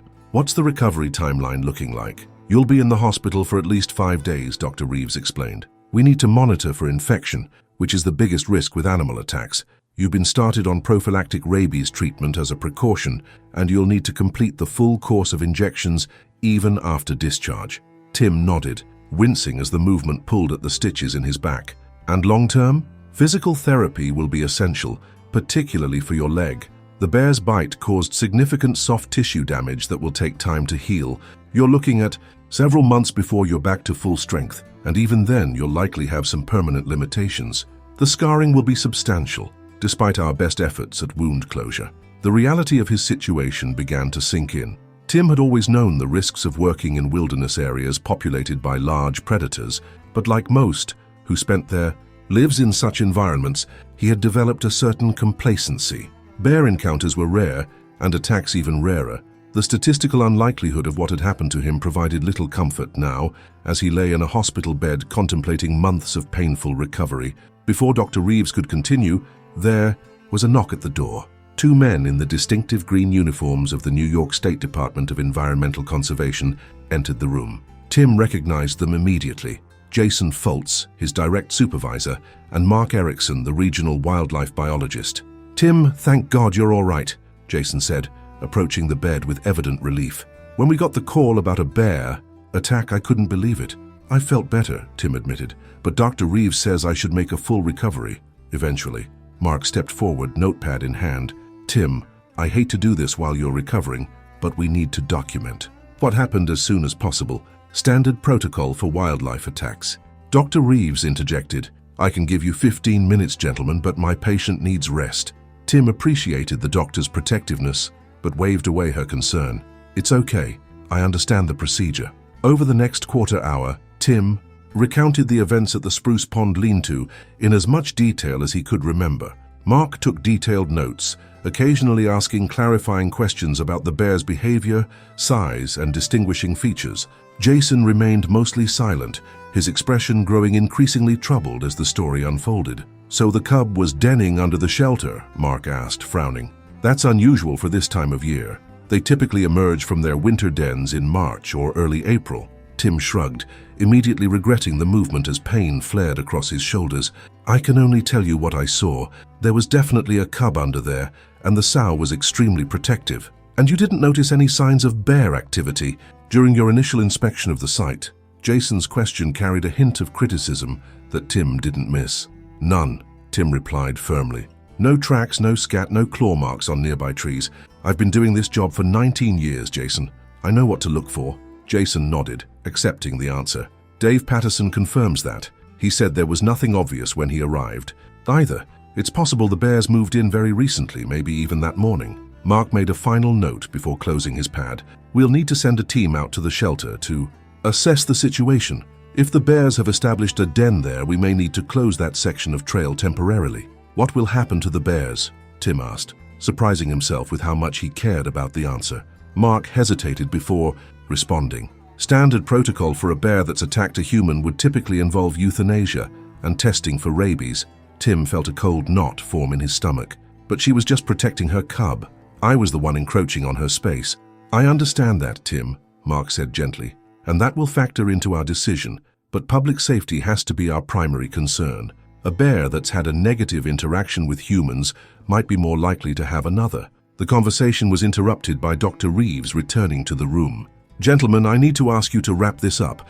Mr. Murphy needs to rest. As Jason and Mark prepared to leave, Tim called after them. Mark, wait. The bears were heading northeast when they left the clearing. If you send a team out there, they shouldn't have to die because of this. Mark nodded, his expression sympathetic but non-committal. I'll make sure your observations are included in the report. Rest up, Tim. We'll talk more when you're feeling better. After they left, Tim sank back into his pillows, exhaustion washing over him in a sudden wave. The discussion about the bear's fate bothered him more than he would have expected. Despite his injuries, he couldn't bring himself to blame the animal for acting according to her nature. The error, if any could be assigned, was human, either his failure to detect the bear's presence or a flaw in the shelter design that had allowed the animals to den beneath it in the first place. Azimine, the pain medication, pulled him towards sleep. Tim's thoughts returned to that moment of eye contact with the sow just before she charged. There had been intelligence in that gaze, not malice, a wild consciousness evaluating a threat according to instincts honed over millennia of evolution. In those few seconds of connection, Tim had understood something fundamental about his place in the natural world, not as master or steward, but as merely another creature navigating the complex web of survival. The next few days passed in a blur of medical procedures, pain management, and fitful sleep. Tim's injuries began the slow process of healing, each day bringing marginally less pain than the one before. The rabies prophylaxis was unpleasant, involving a series of injections that left his abdomen tender and bruised, but it was a necessary precaution given the nature of his wounds. Visitors came and went. Colleagues from the DEC, a few close friends who lived in the area, and his ex-wife Melissa, who had driven up from Albany despite their divorce having been finalized 2 years earlier. Their 8-year marriage had ended amicably, dissolved by the gradual realization that they wanted different things from life rather than by any particular conflict or betrayal. Tim had chosen to remain in the Adirondacks, committed to his work, in the wilderness, while Melissa had pursued career opportunities in the state capital. They still cared for each other, as evidenced by her immediate drive north upon hearing of the attack. "You look terrible," were her first words as she entered his hospital room, though the concern in her eyes belied the bluntness of her statement. "Good to see you too, Mel," Tim replied with a weak smile. She sat beside his bed, taking in the extent of his bandages and the IV lines. "When I got the call, I thought, well, it doesn't matter what I thought. You're alive." "Barely escaped with my life," Tim confirmed. "The doctors say I was lucky." Melissa snorted softly. "Lucky would have been not getting mauled by a bear in the first place." Her expression softened. "But yes, it could have been much worse." They talked for almost an hour, catching up on each other's lives and carefully avoiding the subject of whether Tim would return to his job after recovering. It was Melissa who finally broached the topic just before preparing to leave. "So what happens now? With work, I mean." Tim sighed, having asked himself the same question during his long hours in the hospital bed. "Honestly, I don't know. I haven't had a chance to really process everything yet. But you're not thinking of going back out there after this?" Melissa gestured toward his injuries, her incredulity evident. "I don't know," Tim repeated, more firmly this time. "It's not like bear attacks are an everyday occurrence, Mel. I've been doing this job for nearly 2 decades without incident. Until now," she pointed out, "and now you've used up your statistical unlikelihood. Next time, there won't be." "And next time," Tim interrupted, his voice sharper than he intended. He softened his tone. I appreciate your concern, really, but this is still what I do. Sam?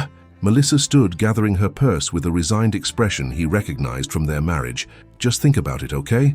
There are other jobs, other ways to work in conservation that don't involve getting torn apart by wildlife. After she left, Tim lay awake despite his exhaustion, mulling over her words. Was she right? Should he take this as a sign to pursue a different path within the department? There were administrative positions, educational roles, jobs that kept one safely behind a desk or in front of a classroom rather than alone in the backcountry. The thought held little appeal. Tim had chosen his career precisely because it kept him in direct contact with the wilderness he loved. The office politics and paperwork that came with advancement had never tempted him, even as colleagues with less field experience climbed the departmental ladder. Yet now, with his body broken and a long recovery ahead, the wisdom of his choices seemed less certain. On the 4th day of his hospitalization, Tim received another visitor, Sheriff Roy Dennison of Essex County. The officer entered the room with the slightly uncomfortable air of someone who would rather be elsewhere, his uniform crisp, but his expression weary beneath his regulation buzz cut. "Mr. Murphy," he said by way of greeting, removing his hat. As he approached the bed, "Hope I'm not disturbing your recovery." "Not at all," Tim assured him, curious about the purpose of the visit. Bear attacks fell under the jurisdiction of the DEC rather than local law enforcement, as they were considered wildlife management issues rather than criminal matters. "I've reviewed the incident reports filed by your department," the sheriff continued, pulling out a small notebook. "Just wanted to get your version of events for our county records. Standard procedure when we have a life-threatening incident in our jurisdiction, even on state land." Tim recounted the attack once more, the details becoming somewhat rehearsed. After multiple tellings to doctors, DEC officials, and now law enforcement, the sheriff listened attentively, occasionally making notes but rarely interrupting. "And you're certain you saw no prior indication of bear activity in the area?" he asked when Tim had finished, echoing Jason's earlier question. Tim suppressed a flicker of irritation. "None whatsoever. I've been trained to recognize bear signs. If they had been there, I would have noticed." The sheriff nodded, seemingly satisfied. "Just being thorough. There's been some discussion in local media about whether the shelter should have been inspected more carefully before maintenance began." "What local media?" Tim asked, surprised. He'd been largely disconnected from news during his hospital stay. "The Lake Placid News ran a piece," Dennison explained. "Nothing sensational, just reporting on the incident, but they raised some questions about DEC procedures. You know how it is. Small town, slow news day, bear attack makes for good copy." Tim frowned. The idea that his ordeal had become fodder for public consumption was unsettling. "It was an accident, Sheriff, pure and simple. Wrong place, wrong time." "I tend to agree," Dennison said, closing his notebook. "Nature's still wild, despite our best efforts to tame it. Sometimes that reminder comes at a cost." He gestured toward Tim's bandaged body. Before leaving, the sheriff placed his card on the bedside table. "If you think of anything else relevant to the incident, give me a call. And for what it's worth, I hope they don't put down that bear. Sounds like she was just being a mother." Tim was surprised by the comment, having expected law enforcement to favor the most conservative approach to public safety. "You don't think she's a threat?" Dennison shrugged. "Been hunting these woods since I was a boy. Black bears usually want nothing to do with people. This one had a cub to protect. Doesn't make her a man-eater." He replaced his hat with a nod. "Rest up, Mr. Murphy. Glad you pulled through." After the sheriff left, Tim's thoughts returned to the bear and her cub. He hadn't heard any updates about whether DEC wildlife officers had located the animals or made a determination about their fate. The not knowing gnawed at him, adding a layer of psychological discomfort to his physical pain. Later that afternoon, Dr. Reeves visited to discuss Tim's discharge plan. "Your wounds are healing well, with no signs of infection," she reported, reviewing his chart. "I'd like to keep you one more night for observation, but barring any complications, you should be able to go home tomorrow." Home was a small cabin on the outskirts of Newcomb, about 40 miles from the hospital. Tim had purchased the property shortly after his divorce, drawn to its isolation and proximity to the wilderness areas where he worked.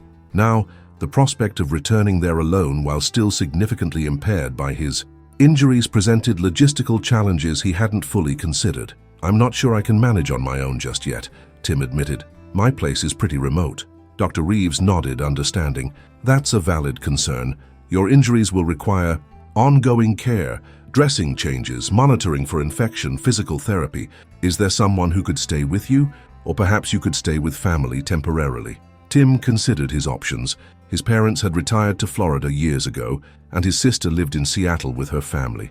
Local friends all worked full-time, making daytime assistance difficult. Melissa had already returned to Albany, and asking her to put her life on hold for his recovery seemed an imposition too far, regardless of their amicable relationship. There's a short-term rehab facility in Lake Placid that might be suitable, Dr. Reeves suggested when Tim remained silent. They specialize in post-surgical recovery and physical therapy. Insurance often covers it when home care isn't feasible. The idea of an institutional setting held little appeal, but Tim recognized the practicality of the suggestion. How long would I need to stay there? 2 weeks, perhaps 3, depending on your progress, just until you're mobile enough to safely navigate daily activities on your own. Tim reluctantly agreed to the arrangement, and Dr. Reeves promised to have her staff begin the necessary paperwork. As she prepared to move on to her next patient, Tim asked the question that had been weighing on his mind. "Doctor, have you heard anything about what happened to the bear? The one that attacked me?" Dr. Reeves paused, her expression softening. "No, I haven't, but I can understand why you'd want to know." She hesitated before adding, "It's not uncommon for attack survivors to feel a certain connection to the animal involved, part of processing the trauma." Tim wasn't sure if what he felt qualified as a connection, but he did feel a responsibility toward the bear's fate, as though the outcome of this encounter should involve his input, rather than just being decided by departmental protocol. "If I hear anything, I'll let you know before you're discharged," Dr. Reeves promised, recognizing the importance of the question to her patient. That evening, as Tim picked at his hospital dinner, Jason Foltz made another appearance, this time with a tired smile and a folder tucked under his arm. "Good news," he announced without preamble. Wildlife officers tracked the bear and her cub about 2 miles northeast of the Spruce Pond lean-to.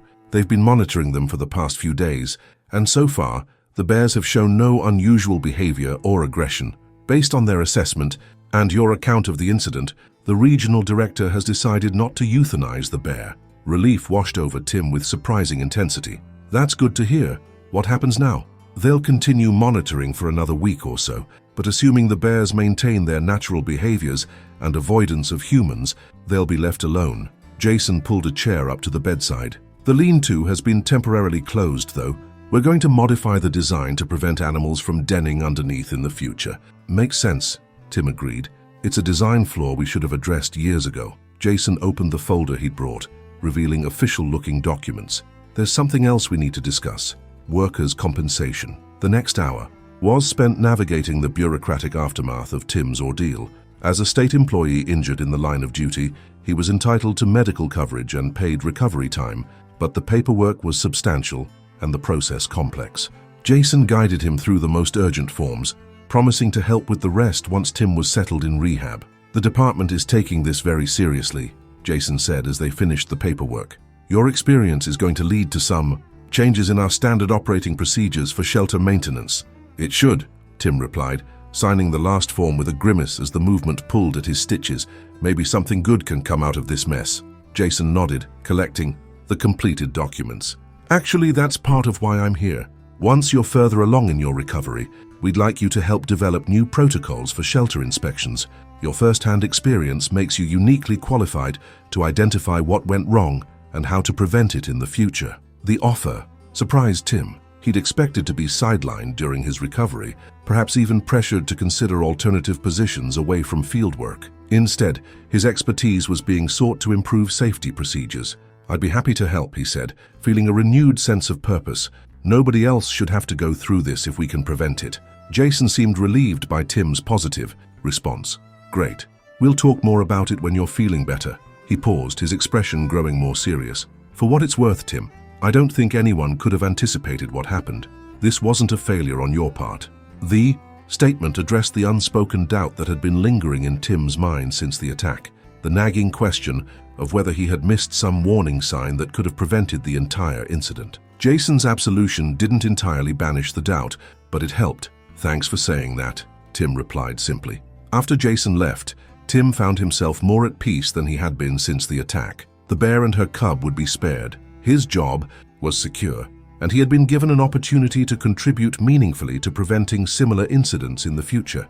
The physical recovery ahead would be challenging, but the psychological burden had lightened considerably. The following morning, Dr. Reeves completed her final examination of Tim's wounds before signing his discharge papers. "The rehabilitation center is expecting you this afternoon," she informed him. "An ambulance will transport you there directly." "Seems excessive," Tim commented. "I could probably manage in a regular car." Dr. Reeves raised an eyebrow. "The movement required to get in and out of a car would put significant strain on your stitches. The ambulance allows for flat transport, which is much safer at this stage." Tim accepted her judgment, recognizing that his self-assessment of his capabilities might be overly optimistic. The doctor provided final instructions for wound care, medication management, and activity restrictions before wishing him well in his recovery. "You've been an exemplary patient, Mr. Murphy," she said with a smile, "though I hope not to see you professionally again anytime soon." "I'll do my best to stay out of trouble," Tim promised. As he was being prepared for transport, a young nurse entered the room with a copy of the Lake Placid News. "Thought you might want to see this," she said, handing him the paper. "You're on the front page." Tim took the newspaper with a mixture of curiosity and trepidation. The headline read, "Trail Worker Survives Bear Attack in Adirondack Park," accompanied by a stock photo of a black bear and a smaller image of the Spruce Pond lean-to, presumably taken by DEC staff after the incident. The article itself was factual, but sensationalized in the way of small-town newspapers, emphasizing the dramatic elements of the encounter and speculating about potential changes to park policies. What caught Tim's attention, however, was the reader comment section printed alongside the main article. Several local residents had offered opinions ranging from expressions of sympathy to criticisms of the DEC's wildlife management practices. One comment in particular stood out: "If we keep building shelters and trails in their habitat, we shouldn't. Be surprised when wild animals act wild. Glad the worker survived, but even gladder they're not killing the bear for being a bear." The sentiment echoed Tim's own feelings so closely that it was almost disorienting to see it expressed by a stranger. The public response to his ordeal seemed divided between those who viewed the bear as a dangerous threat to be eliminated and those who recognized the attack as an unfortunate but natural consequence of human encroachment on wildlife habitat. Tim was still pondering this when the transport team arrived to move him to the ambulance. The journey to the rehabilitation facility in Lake Placid was uncomfortable despite the team's best efforts, each bump in the road sending jolts of pain through his healing wounds. By the time they arrived, Tim was sweating and nauseated from the pain. His earlier optimism about his recovery temporarily dampened. The Adirondack Rehabilitation Center occupied a former sanitarium building that had been modernized while retaining its rustic Adirondack architecture. The historic exterior of local stone and timber gave way to a thoroughly contemporary interior designed for medical functionality. Tim was welcomed by a team of nurses and therapists who efficiently transferred him to his new accommodations. Siwa, private room overlooking a small wooded courtyard. "Welcome to the ARC, Mr. Murphy," said a tall, athletic woman who introduced herself as Diane Lawson, the physical therapist who would be overseeing his recovery. "We've reviewed your case and developed a preliminary treatment plan. We'll start with very gentle range of motion exercises tomorrow, focusing on maintaining mobility without stressing your healing tissues." Tim nodded, too exhausted from the transfer to engage fully with the details. Diane seemed to recognize his fatigue and promised to return the following day when he was more rested. A nurse helped him settle into the adjustable hospital bed, administered his evening medications, and left him to sleep. That night, alone in the unfamiliar room, Tim dreamed of the bear. In the dream, he was back at the Spruce Pond lean-to, but instead of repairing the shelter, he was observing from a distance as the bear and her cub emerged from beneath the structure. They moved with a grace that seemed impossible for creatures of their bulk, perfectly at home in the forest that Tim had always considered his workplace. In the dream, the bear turned to look directly at him, her dark eyes reflecting an intelligence that transcended species boundaries. There was a message in that gaze, something important that Tim strained to understand, but before he could grasp it, he woke to the soft beeping of a medication pump and the pre-dawn glow filtering through his window. The dream left him unsettled, not because it had revisited the attack. Indeed, in the dream there had been no aggression at all, but because it suggested a depth to the encounter that he hadn't fully processed. The bear hadn't been a mindless assailant, but a conscious being making decisions based on her understanding of the situation. She had perceived a threat to her offspring and responded accordingly, just as any human parent might have done if the circumstances were reversed. This perspective stayed with Tim as he began his first day at the rehabilitation center. The morning was occupied with assessments by various specialists, physical therapists, occupational therapists, wound care nurses, each evaluating different aspects of his condition and recovery needs. By lunchtime, he was thoroughly exhausted, his body reminding him forcefully of its limitations. "You're doing remarkably well considering the extent of your injuries," Diane told him during their afternoon session. "But recovery isn't linear. There will be good days and bad days." Tim appreciated her honesty. "Today feels like one of the bad ones. That's to be expected. You're still in the acute phase of healing, and we just put you through a battery of evaluations." She demonstrated a simple breathing exercise designed to help manage pain. "Try this when the discomfort peaks. It won't eliminate the pain, but it might make it more bearable." The technique helped marginally, enough that Tim was able to complete the gentle movements Diane prescribed without excessive suffering. By the end of the session, he felt a tentative sense of accomplishment, despite the limited nature of the exercises. "Same time tomorrow," Diane said as she prepared to leave. "Rest well tonight." The next 2 days established a routine: morning wound care followed by physical therapy, meals delivered to his room, more therapy in the afternoon, and evenings spent resting or engaging in the minimal social activities offered by the facility. Most of the other patients were elderly individuals recovering from joint replacements or strokes, making Tim something of an anomaly as a middle-aged man with traumatic injuries. His unique situation made him an object of curiosity among both staff and patients. The story of his bear encounter spread quickly through the small facility, and Tim found himself repeatedly recounting the experience to interested listeners. Each telling became slightly more polished, the narrative arc more defined, though. Tim was careful to maintain factual accuracy, even as the story took on elements of performance. On his 4th day at the center, Tim received an unexpected visitor. Mark Erickson, the wildlife biologist from the DEC, arrived in the early afternoon, carrying a folder similar to the one Jason had brought to the hospital. "Hope I'm not interrupting your recovery," Mark said, looking somewhat out of place in the clinical setting with his field clothes and hiking boots. "Not at all," Tim assured him, genuinely pleased to see a familiar face. "What brings you here?" Mark took a seat beside Tim's bed. "Two things, actually. First, I wanted to update you on the bears. We've been monitoring them as promised, and they've maintained natural behavior patterns, foraging, avoiding human contact, no signs of habituation or aggression. The decision not to euthanize has been finalized." Tim felt a profound sense of relief. "That's good to hear. And the second thing? We've begun implementing changes to our shelter inspection and maintenance protocols based on your experience," Mark explained, opening his folder to reveal a draft document.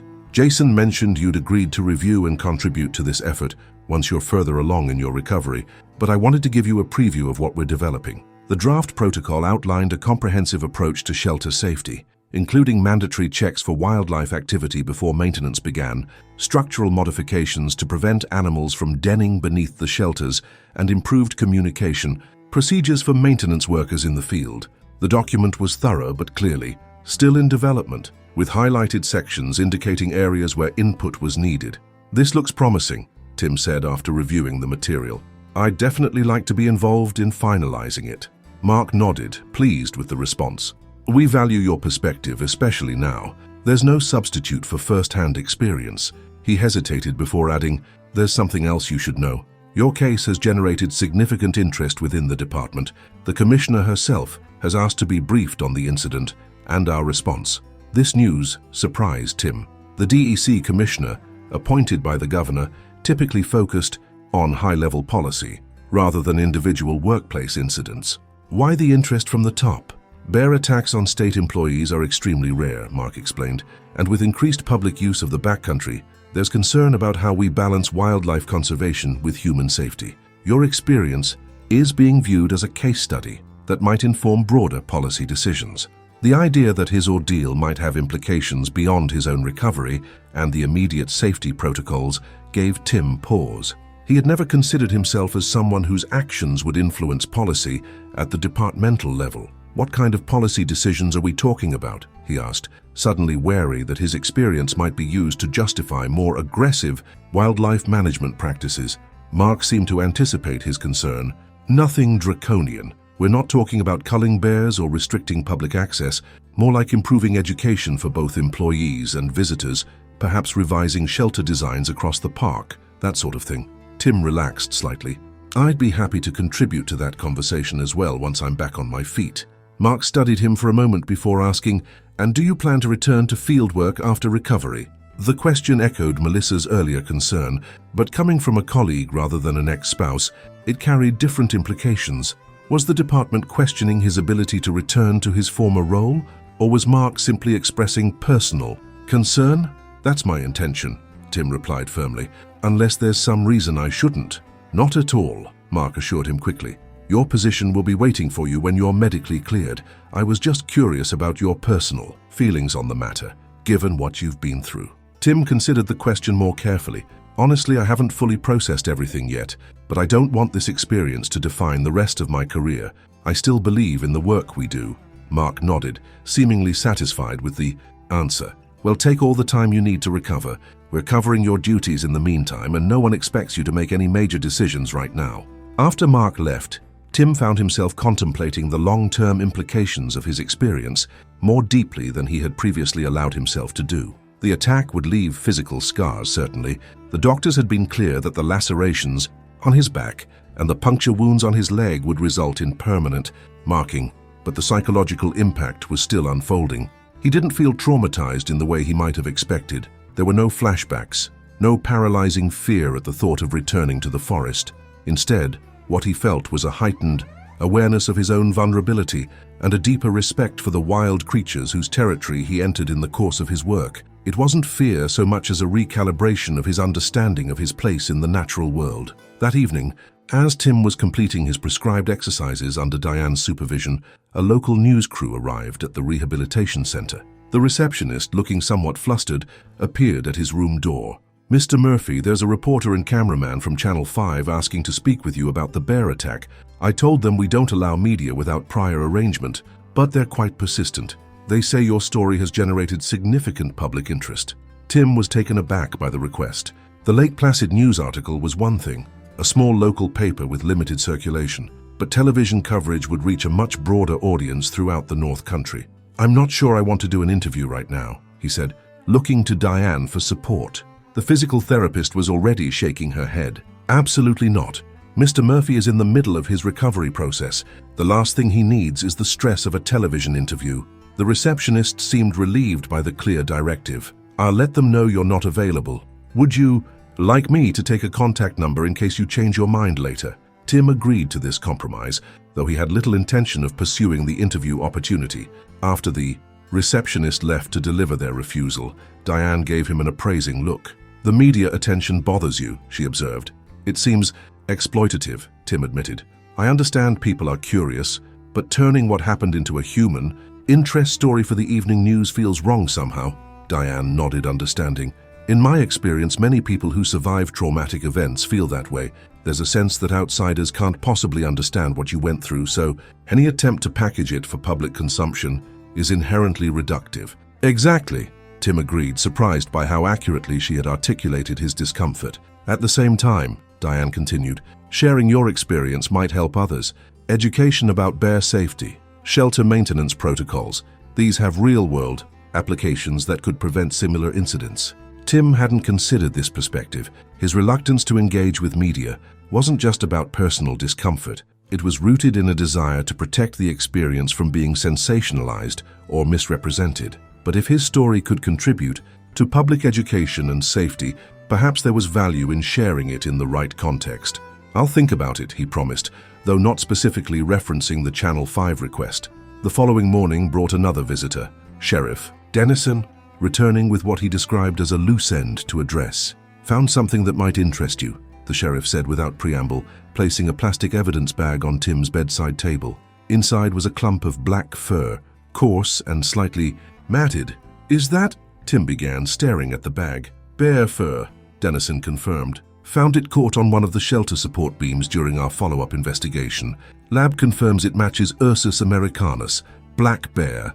Thought you might want it as a souvenir isn't the right word. A reminder, maybe."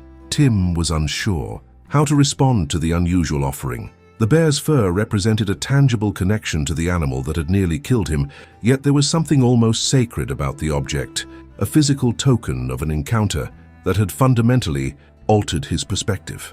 "Thank you," he said, finally accepting the bag. "That's thoughtful." Dennison seemed pleased by the acceptance. "Just doing my job. Case file is being closed now that we've documented everything, and the DEC has made their determination about the bears." "So, it's officially over," Tim said, more to himself than to the sheriff. "Administratively, yes, though I expect you'll be dealing with the aftermath for quite some time." Dennison gestured toward Tim's bandaged body. The sheriff's blunt assessment was accurate, if somewhat lacking in bedside manner. Tim would indeed be living with the consequences of those few violent minutes for months, possibly years to come. The physical recovery was just the beginning. The mental and emotional processing would likely continue long after his wounds had healed. As if reading his thoughts, Dennison added, "The county offers counseling services for trauma survivors, if you're interested. Not just for crime victims. Applies to accidents and animal attacks too." Tim hadn't considered professional counseling, though Dr. Reeves had mentioned it as a possibility during his hospital stay. "I might take you up on that," he said, surprising himself with the admission. Dennison nodded approvingly. "Smart move. Nothing weak about getting help when you need it." He rose to leave, adjusting his hat. "Take care of yourself, Murphy. Stay away from bears." The wry advice, delivered with what Tim now recognized as the sheriff's characteristic, dry humor, prompted a genuine laugh, the first since the attack. The sound was rusty but liberating, a small indication that healing was occurring on multiple levels. After Dennison's departure, Tim examined the bag of bear fur more closely. The coarse black hairs were tipped with brown, a characteristic feature of Adirondack black bears. Despite having worked in bear country for nearly 2 decades, Tim had rarely been close enough to a live bear to observe such details. The irony wasn't lost on him.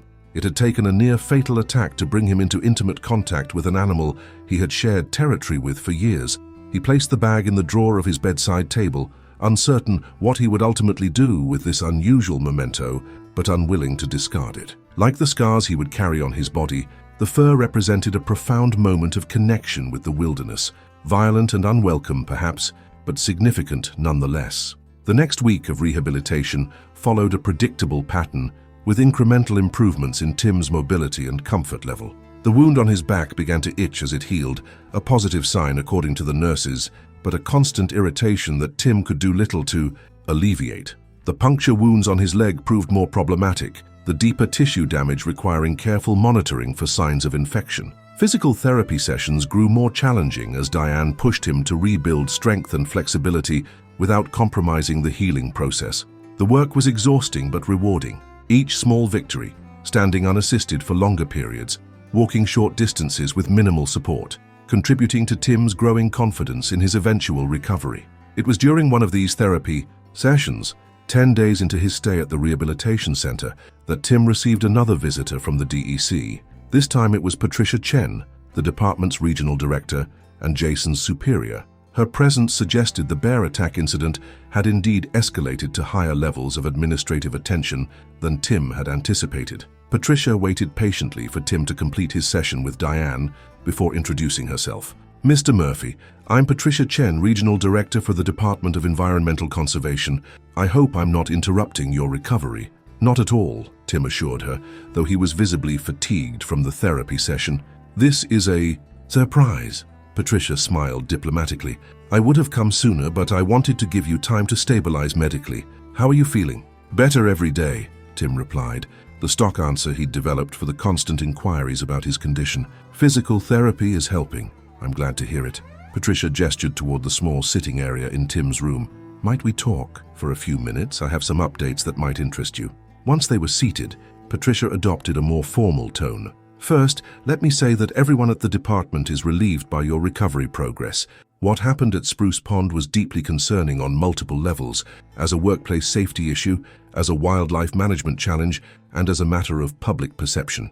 Tim nodded, unsure where this was heading, but attentive to the shift in framing. His personal ordeal was being discussed in terms of departmental concerns rather than individual impact. "The protocols being developed in response to your experience are nearly complete," Patricia continued. "They'll be implemented park-wide before the summer season begins. Additionally, we're launching a comprehensive review of all backcountry shelter designs with the goal of preventing wildlife from establishing dens or nests in or under these structures. That sounds like a positive outcome, Tim acknowledged. We believe it is, Patricia agreed, but there's more. The incident has prompted discussions about our broader approach to human-wildlife interactions in the park. The Commissioner has proposed forming a special advisory committee to review and potentially revise our policies on wildlife habituation, trail maintenance in sensitive areas, and public education about wilderness safety. Tim found himself increasingly engaged with the conversation, the administrative language giving way to substantive policy considerations that aligned with his own evolving thoughts on these issues. What kind of revisions are being considered? He asked. That's part of why I'm here, Patricia replied. We'd like you to serve on the advisory committee once you're medically cleared to return to work. Your perspective would be invaluable, not just as someone with extensive field experience, but as someone who has directly experienced the consequences of our current approaches. The invitation was unexpected and flattering, representing a level of professional recognition that Tim had not previously received. Despite his preference for fieldwork over administrative duties, he found himself genuinely interested in contributing to policy development that might prevent similar incidents in the future. I'd be honored, he said after a moment's consideration. Though I should warn you, my thoughts on these issues have evolved since the attack. Patricia leaned forward, her expression attentive. In what way? Tim chose his words carefully, aware that he was speaking to a senior administrator who might not share his perspective. I've been thinking a lot about the balance between human access and wildlife protection. The bear that attacked me wasn't being aggressive without cause. She was protecting her young from what she perceived as a threat. In a sense, I was the intruder, not her. He expected pushback on this view, but Patricia nodded thoughtfully. That's precisely the kind of nuanced perspective we need on the committee. Too often, these discussions default to simplistic positions, either prioritizing human safety at all costs or advocating for wilderness preservation with minimal human interference. The reality is more complex. Tim was encouraged by her receptiveness. I believe we can find approaches that respect the needs of wildlife while still maintaining appropriate access for humans, but it requires rethinking some of our basic assumptions about how we interact with wild spaces. Agreed, Patricia said, and having someone on the committee who has, quite literally, felt the consequences of getting that balance wrong will help ground our discussions in reality rather than theory. The conversation continued for nearly an hour, ranging from specific safety protocols to broader, philosophical questions about the DEC's role in mediating between human and wildlife interests. By the time Patricia prepared to leave, Tim felt mentally energized despite his physical fatigue, engaged with his work in a new and unexpected way. Rest and recover, Tim, Patricia said as she departed. Your position will be waiting for you, whether that's back in the field or in a role that makes use of your experience in other ways. The choice will be yours. The implied flexibility was comforting, an acknowledgement that Tim's relationship with his work might have changed as a result of his experience, and that the department was willing to accommodate that change rather than expecting him to simply return to business as usual. That night, Tim dreamed again of the bear. This time they were walking parallel paths through the forest, neither threatening nor avoiding each other, simply coexisting in the same space with mutual awareness. In the dream, this arrangement seemed natural and sustainable, a vision of human-wildlife interaction that differed markedly from both his training and his recent experience. The dream stayed with him into the morning, influencing his mood as he prepared for what would be his final day at the rehabilitation center. Diane had declared him sufficiently recovered to continue his therapy as an outpatient, and arrangements had been made for him to return to his cabin with home health support for the first few weeks.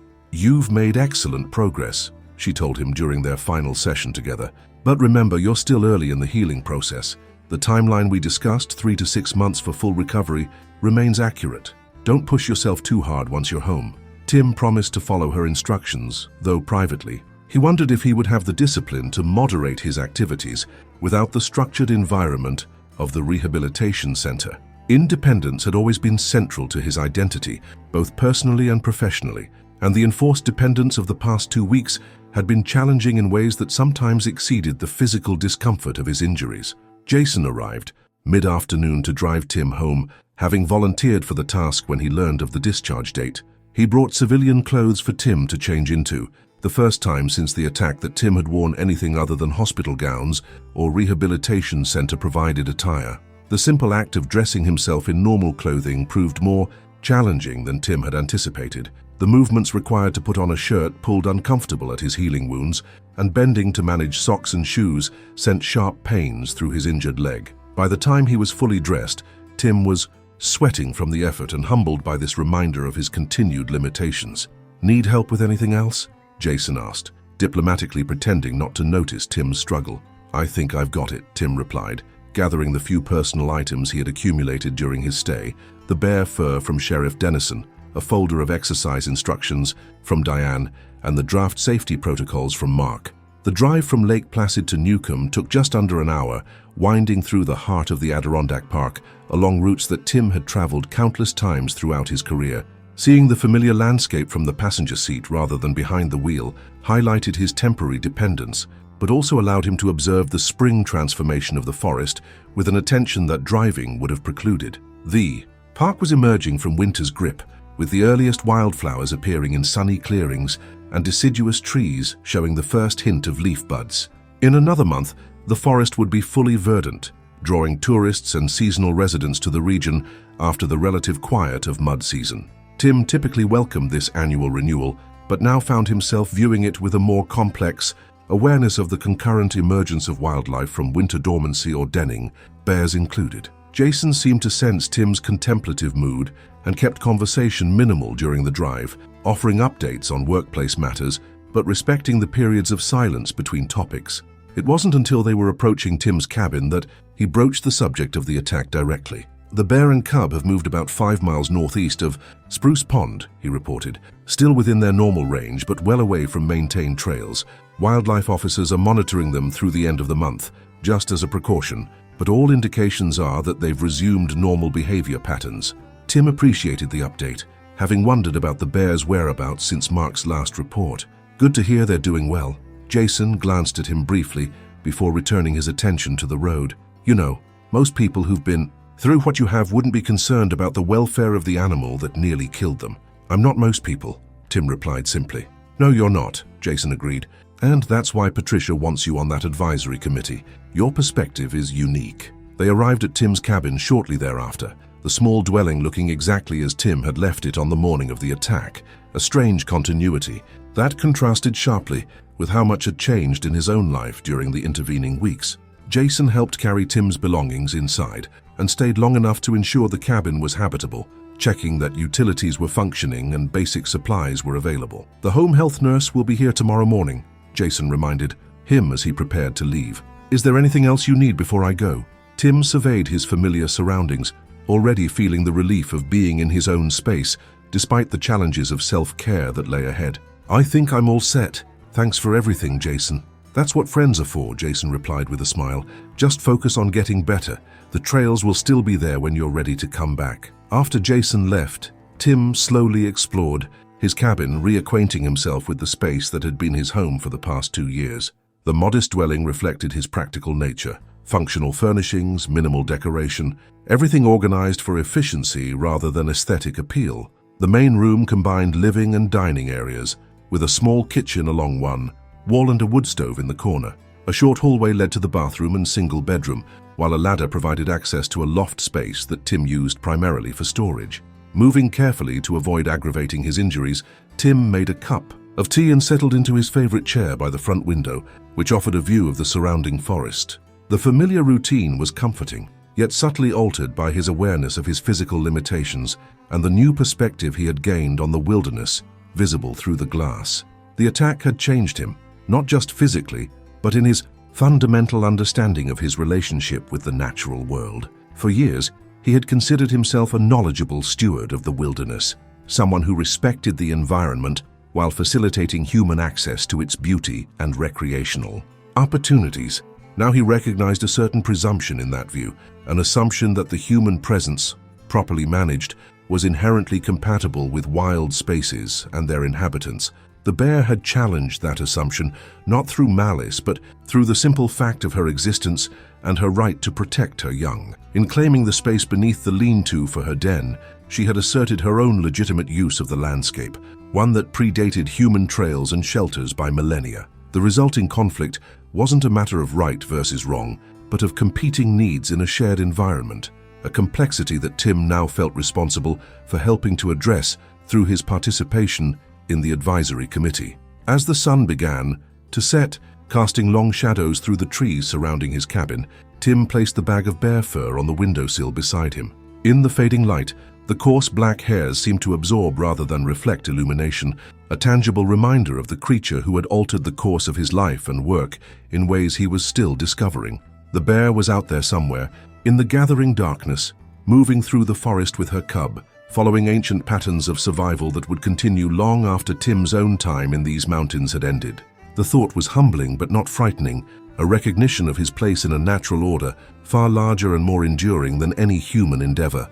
In that moment of quiet reflection, surrounded by the familiar comforts of home, yet irrevocably changed by his experience, Tim felt a profound sense of connection to the wilderness beyond his window. The scars he would carry from the attack were not just marks of trauma but badges of initiation into a deeper understanding of what it meant to truly coexist with the wild, rather than merely visit or manage it.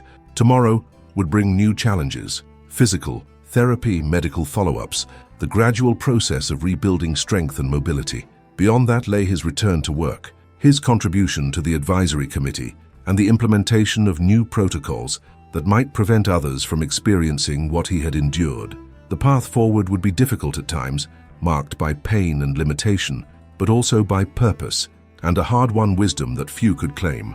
As darkness settled over the Adirondack forest, Tim Murphy closed his eyes, listening to the night sounds beginning to emerge, the calls of spring peepers from a nearby wetland, the distant hooting of a barred owl, the rustling of newly emerged leaves in the gentle evening breeze. Somewhere in that vast wilderness, a black bear and her cub continued their own journey, unaware of the human whose life they had transformed through a brief, violent encounter that neither had sought, but both would remember in their own ways. The cycle of seasons would continue, bringing summer's abundance and fall's preparation for winter's return. The lean-tos would be modified, the protocols improved, the balance between human and wildlife needs continuously negotiated through policy and practice. And the bear would follow her instincts as she always had, neither malevolent nor benevolent, simply wild in the truest sense of the word, a living embodiment of the wilderness that Tim had dedicated his life to protecting and now understood in ways that transcended professional training or academic knowledge. It was enough, he decided, as sleep began to claim him, to have survived, to have learned, to have gained a perspective that might benefit both humans and the creatures with whom they shared these ancient mountains. The pain would fade, the scars would remain, and the story would be told, not for sensation or sympathy, but as testament to the enduring power of the wild and the humility required to live alongside it with genuine respect. As Tim drifted into sleep, his last conscious thought was of the bear walking away after the attack, disappearing into the forest that was her true home. In that image lay the essential truth of his experience. The wild could not be fully controlled or predicted, only approached with knowledge, caution, and a willingness to accept its terms rather than imposing human expectations upon it. Tomorrow would bring new challenges, but also new opportunities to apply this understanding to his work and life. For tonight, it was enough to be home, to be healing, and to have glimpsed a wisdom that few could claim, earned through pain but valuable beyond measure, in a world increasingly distant from the natural forces that had shaped humanity since its beginnings. The bear walked away, and Tim Murphy was forever changed by her passing,